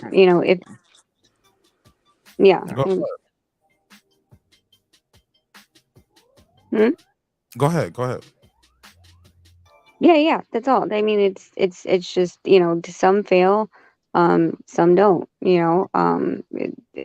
It's just part of the business. You can't tell what's going to happen, especially like, for example, Bud Crawford's fight was scheduled the same day as Teofimo's fight. You really can't tell where the boxing market's going to go. Who are they going to support? Are they going to support both? That'd be ideal. But I mean, they literally went on at the exact same time, because I remember I was at a bar, and because it was free, it was on ESPN. They had it at the bar, and then all of us were huddled around an iPad watching Bud Crawford's fight, but we're literally looking back and forth between the two fights. Most people wouldn't even do that. They would just pick a fight and support it. I did the same thing. I was doing that too. I did the same thing when Baumgardner and Mayer fought on the same day that Wilder and what's that? Yeah, Hellenius and Caleb Plant and Durrell fought. I was going through, back and forth or whatever, but one was free and one was not, and that's my whole point. And I just want to be clear too with the other point, so we don't have any confusion. The promoter does the way the promoter gets the money. He don't just go in his bank and get it. So when we ask where he get the money from, that's where they get the money from. Tecate, Budweiser, Jordan Brand, things like that. Those people are the ones who put up the money. And the network. The network can put in money towards a fight, because and yet in the same respect. Okay, these are my B-level fighters. We're gonna put them on ESPN or whatever, but the ones I need on ESPN Plus need a higher purse amount, and these are the fighters. Can we sign off on these fighters? And it's going to continuously move based on the market of the fighters if they're not performing, and how much they're willing to pay for these fighters. The reason why you don't see a network in a purse bid is because by the bylaws of every single of the sanctioning bodies, you need to be a licensed promoter, and none of these networks are. So that's why they have to work hand in hand. Simple as that. Go ahead, Boxing Scholar. I ain't got nothing to add. There's some jewels right here. Yeah, I'm learning a lot too. And you can be signed to a network. Boots is actually signed to Showtime. Right.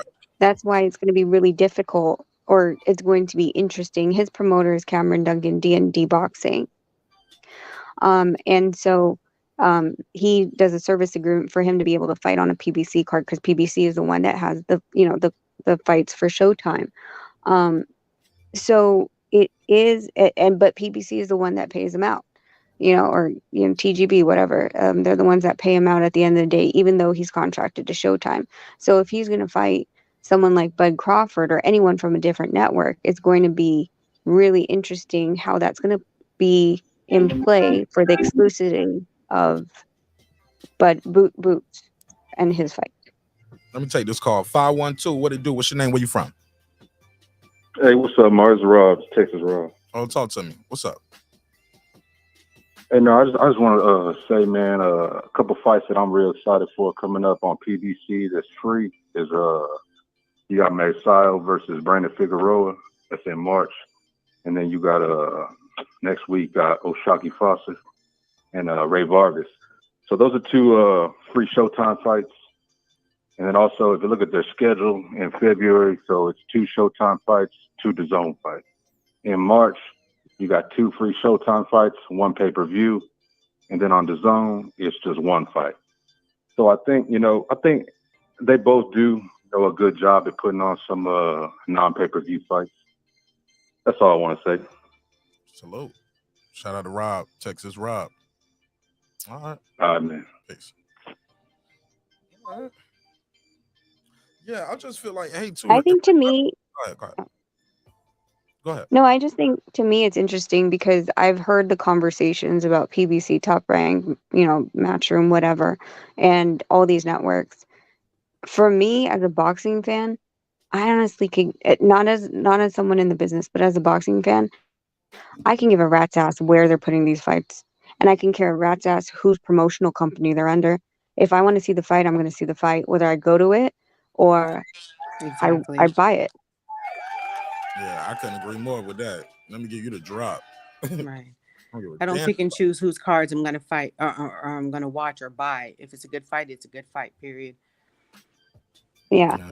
But I think the conversations have started to be more so that they're fans of promoters than they are of boxers, and that's why I always steer away Yes. from these conversations, because there are fighters on, even though we're arguing with Top Rank about the Maloney fight, there's still fights that I want to see on Top Rank. So to me, I support the fighter, not the promoters and not the networks, just the fighter.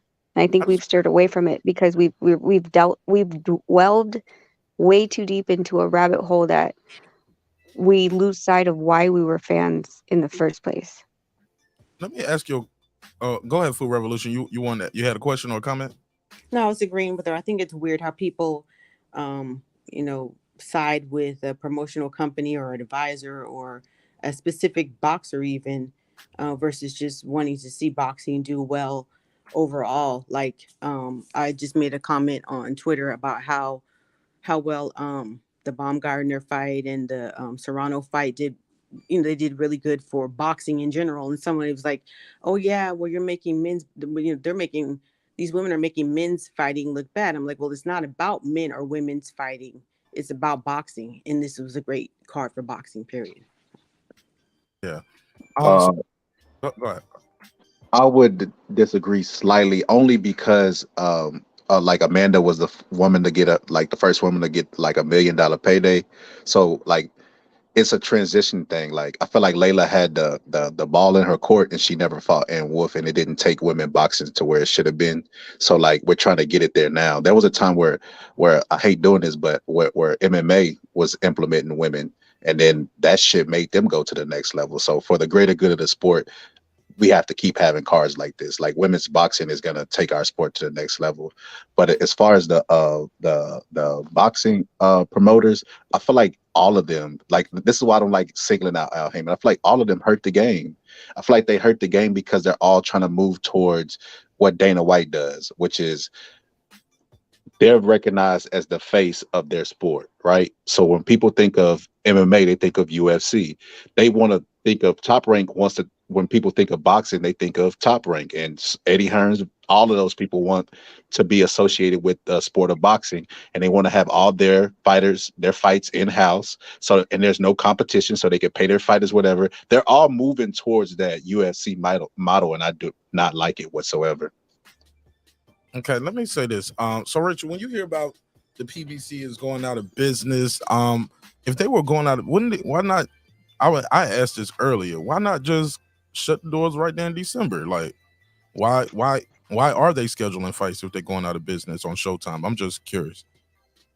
Because if they were bought out, and I'm not going to say going out of business, but from what I understand, they're being taken over, correct? When you're doing something like that, it's like any other business that's being bought out or taken over, and the standing contracts are still legal, and also transferable.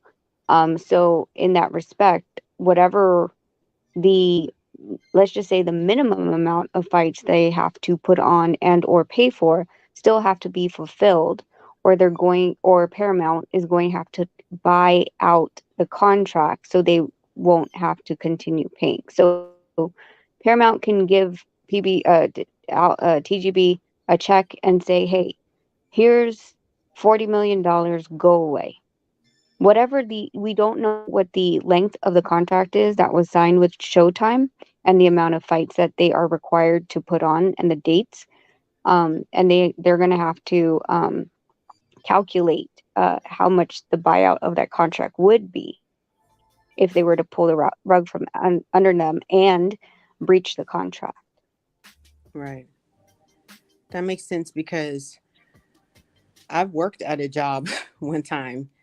And we kept asking them, there was, all of these rumors like, are you guys going out of business? Are you going out of business? Like, no, we're not going out of business. And I was at a job. I was working in the field as a nurse at someone's home doing home health. And they called me and they said, we just got to let you know that we're closing our doors. And I was like, well, when? They said, right now. So there's nothing I can do. I mean, like I said, business is business until it's done.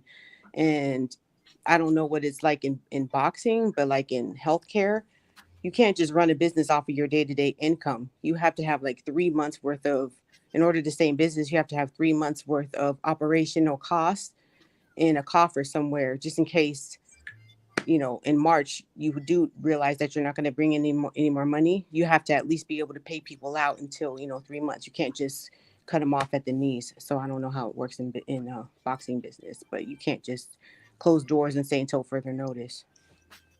What's your take on that, Rachel?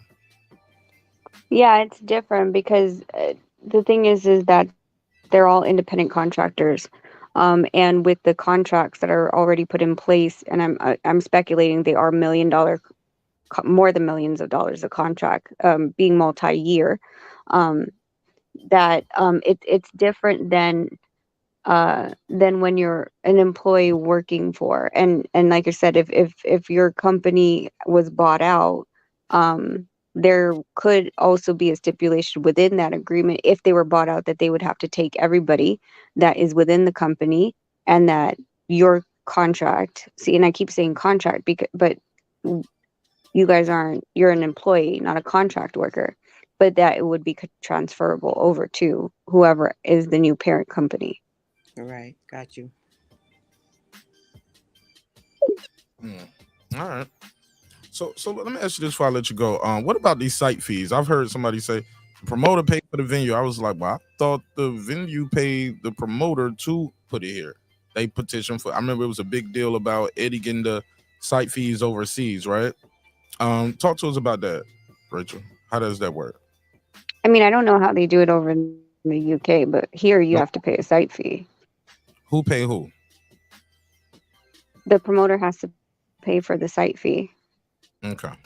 That's why, like I said, like if we decided to go and throw a promotion over at Dignity Health versus Richard throwing it, he would get just a better discounted rate because of their past relationship and working there and continuously bringing fights back, where he doesn't know if we're just a one and done kind of thing.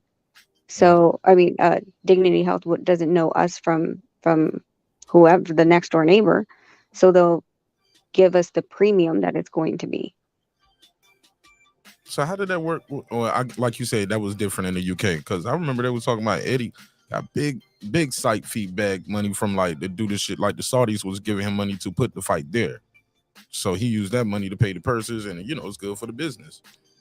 That money goes Well, into I do know that they're like I said, overseas is a whole different game. I do know that Casimiro's next fight in the Philippines, there's a casino that wants to buy the fight. So I'm not really sure how much of that. Like I know pretty much a ballpark figure about what the fighters are supposed to be making, but it's the casino that's trying to entice people to throw events because, of course, COVID and all these other things.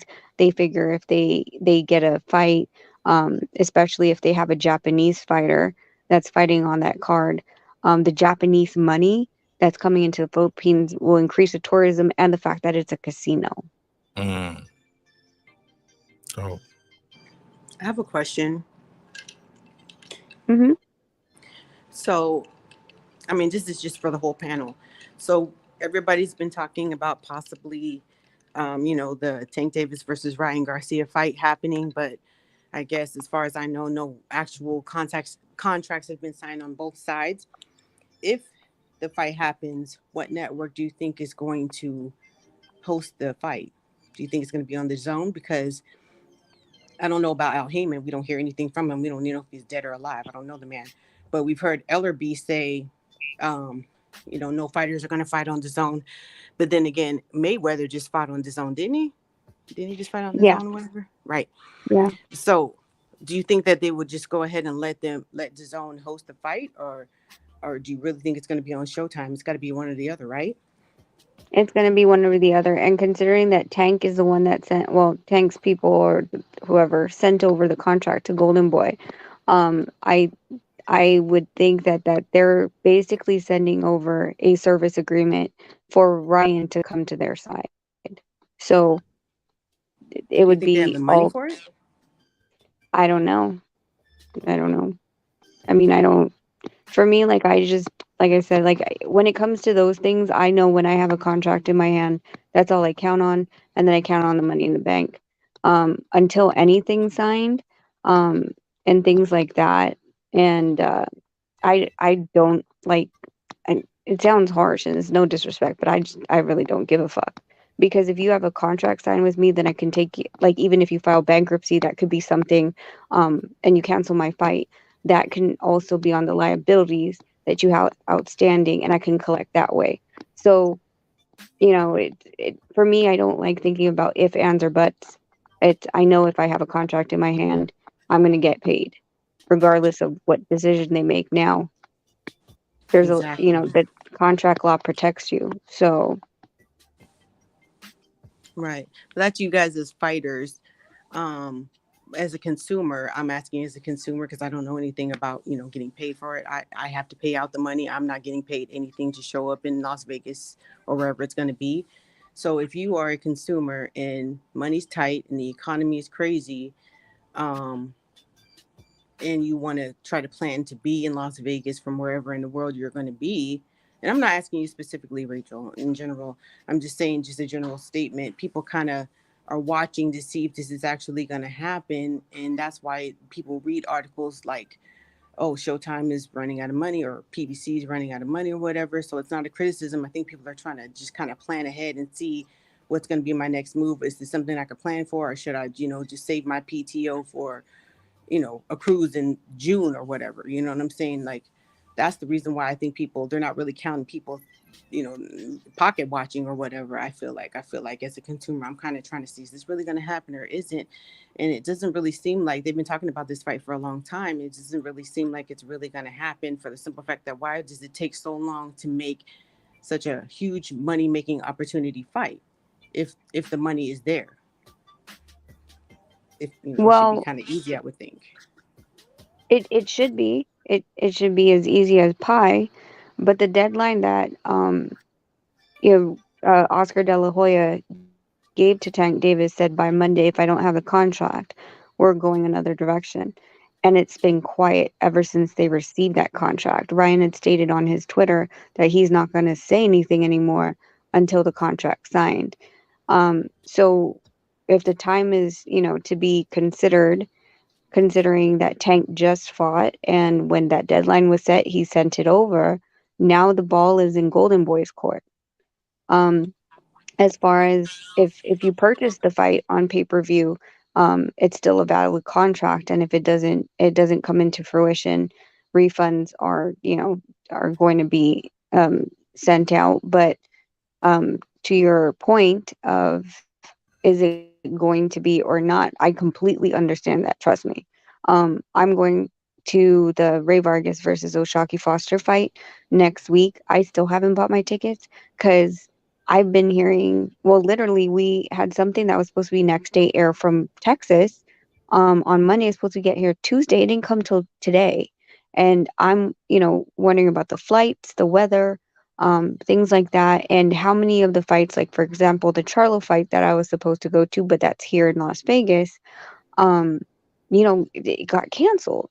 So I hear you. It's frustrating as all hell. And I've kept saying, like, man, I'm not going to plan to go to a fight until 2 weeks before. Even the freaking Ortiz Danionis fight, that was penciled in my schedule.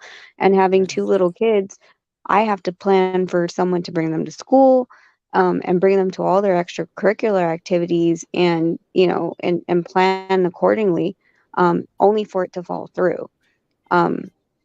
So I get what you're saying. Exactly. I want to jump in this though. Let me say something. That was my point. I was just about to say before we went to her. Like, even once they signed the contract, you used to find out they was to sign the contract tomorrow. It's boxing. Things change. People get injured, COVID, just a million things can go wrong before that fight, even after they signed it. So, like, that's a risk people take all the time when you buying these tickets and going to these boxing events.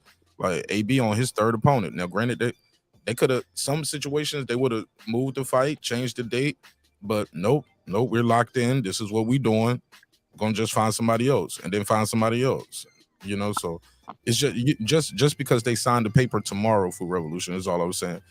Things still could change. People can't. Things can happen. Right. Also, Tank Davis got a court date coming up. I think that's very key too, to find out what's going on with that. Yeah, there have been rumors. I don't know. I haven't heard from Steven Espinoza of this myself, but someone posted something on Twitter I don't know what the sources are, if they're credible.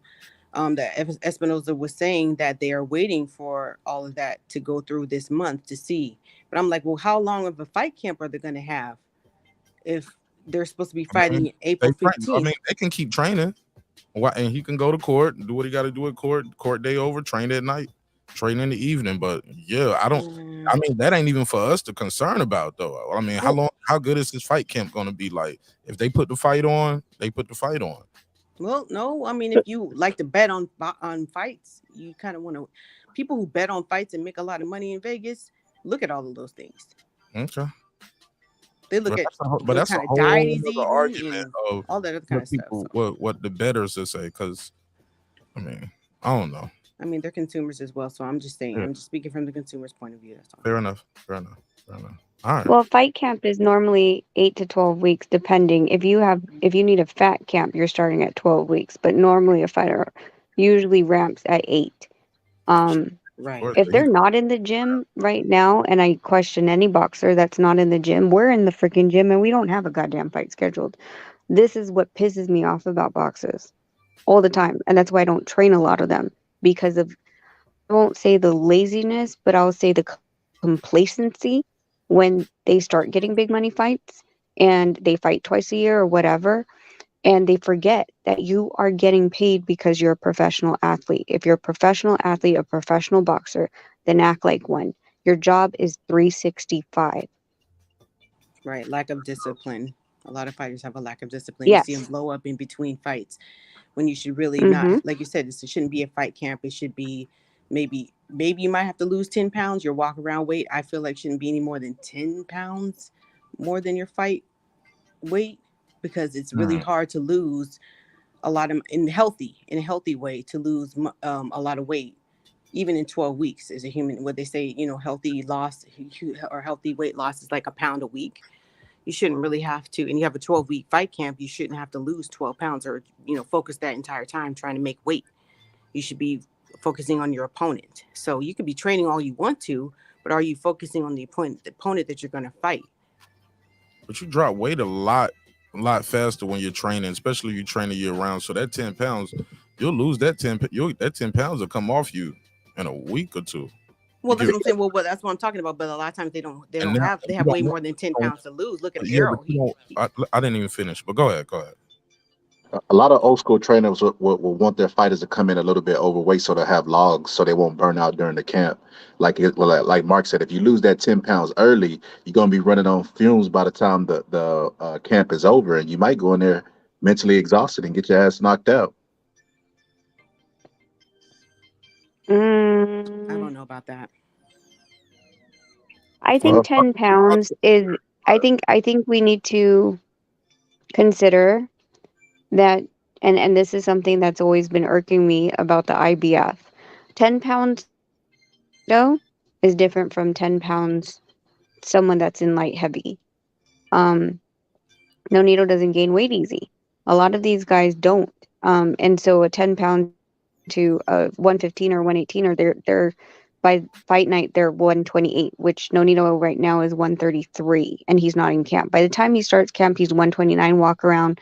By 8 to 10 rounds of sparring, he'll drop all the way to 22 by accident, just because of the amount of exercise, the strenuous activity that he's doing in the ring. So I think I like to do it by percentage of weight, because of the fact that I think, freaking 5 pounds for me is hard, but it's not easy. It's easier for someone like freaking, I think it's hard for Tyson women. Yeah.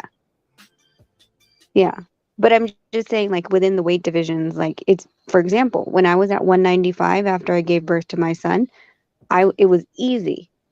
It was completely easy till I hit about 160, 150. Then it became hard. It became a lot harder. And then now walking at 115, it's hard for me to get down to 110. But it's easier when you have a lot on you. So that's why I say, like, it should be a percentage of your body, the fight weight. Like, so for example, if you're fighting whatever weight you're fighting, it should be, plus 10% or plus 20% of the poundage. Right. To make it fair. Right. Yeah. the last 10 pounds is always the hardest. The last 5 to 10 pounds is always the hardest to lose. And nutritionists and trainers I've spoken to say because weight gain is natural as far as human survival, weight loss is not natural. So you have to kind of trick your body and like, you're right. Somebody who's 200 pounds will lose weight much faster than somebody who is, much smaller, just trying to lose a little bit of weight. Yeah. All right. Well, shit, we can leave it here, man. Go ahead. Anybody got? Y'all want to give me your final thoughts? My final thought would just be a question. I had a question for Rach. Rach, you don't have to answer this if you want to. If you feel like you're violating like some confidential stuff. The other day, I think I was on your show, or maybe he was on another show, and you said that you were looking at Wilder's spar. I'm just curious, how did he look? Was it like, were you blown away, impressed? What? When I was watching who spar? Wilder. I didn't say I watched Wilder's spar. Oh shit, maybe I heard it wrong. I thought you said you was watching Wilder's spar. Okay, my bad. No. Disregard. I would love to, but no, I haven't. All right. Anybody got final thoughts on anything we talked about tonight? Food Revolution. No, just thank you for having me on the panel. No problem. I wouldn't have it no other way. Appreciate y'all. I'm tired as hell, man. All okay, right. Should I go? Oh yeah, I'm gonna let you get your final thoughts too. Okay. Want to plug your channel? Go. Oh well, yeah. So we're on Beyond the Ring with Nonito and Rachel. I said Food Revolution, but I guess she got dropped off. Boston Scholar, you want to plug your channel before I let you go? No, I'm good. Thank you for having me. No problem, bro. Put that weed out. I hear you coughing. You at work, man. Put that weed out. I'm fucking with you. All right, Rachel, final thoughts. Plug your channel too. Just Beyond the Ring with Nonito and Rachel. Thanks, Mark. You always have the best conversations. And I'm gonna have to pick your brain about what we talked about last night because I'm getting asked. I'm gonna do a whole episode. Yeah, we're gonna do a whole episode. We're gonna have somebody from each culture up here, like so. You, my girl Memory, girl behind the mic. So yeah, we're gonna have you, her. I got a Caucasian sister who's gonna pull up on that episode. And shit, maybe we can get a Latina sister as well. So let's do it. Yeah, I do it. Yeah, but sounds great. A conversation about that. And I'll hit you up. Probably tomorrow. Okay, sounds great. Have a good night, everyone in the chats, and always share and hit that like button on your way out if you haven't already. I appreciate that, sister, and welcome to the neighborhood. All right, man. It's been another great episode of Breaking Beats where we break down business, entertainment, art, technology, sports, and anything else you and I feel like talking about, man. Shout out to everybody who pulled up. This was a good one. Good conversation. Hope you guys enjoyed it. Hopefully, like I said, you were inspired and educated. You learned something today. I know I learned a lot. That's always cool with me. Tired, y'all.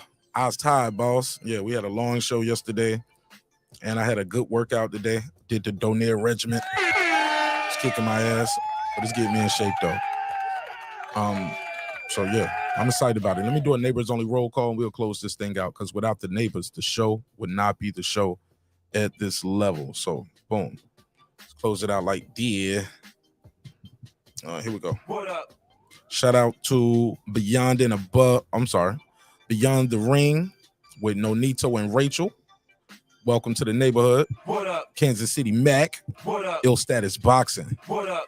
That guy Clips 330. What up? True Media Today USA Boxing Coach Malachi Williams. What up? Tar Heel Resin. What up? Pudo. What up? Stephen Bateman. What up? Full Revolution. What up? C Jones 0224. What up? KP from KC5, but he in Hawaii right now. Send me some beautiful pictures over there. Hawaii's amazing. I got to make it over there. What up? TJR. What up? Matt Wade. What up? DJ. What up? Karma Serene with the Serene Saturdays. What up? Ill Status Boxing. What up? Ace Retro. What up? Tank the Sweet Science Examiner. What up? Beyond and Above Media. What up? Pittsburgh T. What up? SF City Slicker. What up? I Know Boxing. What up? Boxing Lounge. What up? It's Mex. What up? Mike from Boston. What up? Rod of the Storm. What up? Here to There. What up? Miss Queen Sunkissed. What up? Taylor Bell. What up? Maddie Yoel. What up? Cliff Bailey. What up? Con Shonery. What up? Lisa Bell. She never fails. What up, gangsta? Cooking with the Champ. What up? On the mic with Terrence Bailey Sr. What up? HLD. What up? Cooking with Sir Sr. What up? Brandon Washington. What up? Lady Shan Dundum season all the way in the UK. What up? gangsta? D Bevel the champ. What up? And of course the big fish himself, my good brother Derek Lincoln. What up, gangsta? This was dope. This was dope. This was dope, man. I had a good time on this one, man. My final thoughts is this. I look forward to seeing these ladies get back in the ring on May 20th. I'm gonna challenge you all to support that event. What do you mean by? Yes, I'm sorry, wrong button. What up? Challenge y'all to support this event. Support these ladies on this journey right here. It's a rematch, but she got undisputed. She's still undisputed. Let's support this. This fight right here was a bloody mess, but it was a damn good fight. Cruz went in there, gave her best, but unfortunately, her best wasn't good enough tonight. Alycia Baumgardner did a great job. She got the job done. Congratulations to her on being undisputed as well. And she did good. She did real good. I think that gas tank though, it just gets me nervous, man. She looked really tired in there at times. But he gotta fix these holes. Yeah, man. So good job. But who knows? Like she said she was on a cycle, so a multitude things could have been going on. So I'm not gonna hold her too hard on that, because nonetheless she got the job done. And that's what's the most important. Win this one, look good on the next one. And I'm a draw. Yeah. Win this one, look good on the next one. So with that said, man, hey, look, I hope y'all enjoyed the show, man. This episode of Breaking Beats. You already know what it is. It's a hip-hop political sports show with a comedy twist. We like to let these jokes fly because life is serious enough. Hey, look, always remember, y'all, respect is free. Disrespect can cost you everything, your family, your freedom, your finances, most importantly, your life. Sometimes we're going to agree on this show. Sometimes we're going to disagree. But one thing's for certain, two things for sure, homeboy. Never forget this. I built this shit. Me. Brick by brick. And I'll be damned if I let you tear it down just because you don't like the way another nigga talk. And I mean that shit, y'all. Let's show each other love. Let's show each other respect. And God willing, we'll come back and do it again on the next day. See y'all soon. Peace. This that squad sound. This is mad now.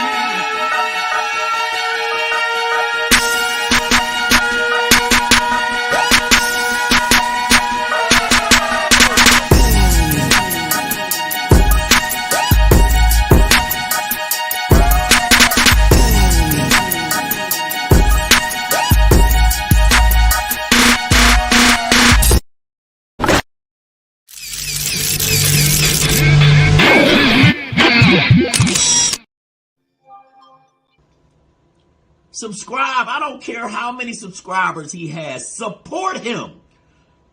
So he made all this possible. He made this possible. Nah, Dr. Mark, God made this possible, and so did viewers like you. See y'all on the next one. Peace.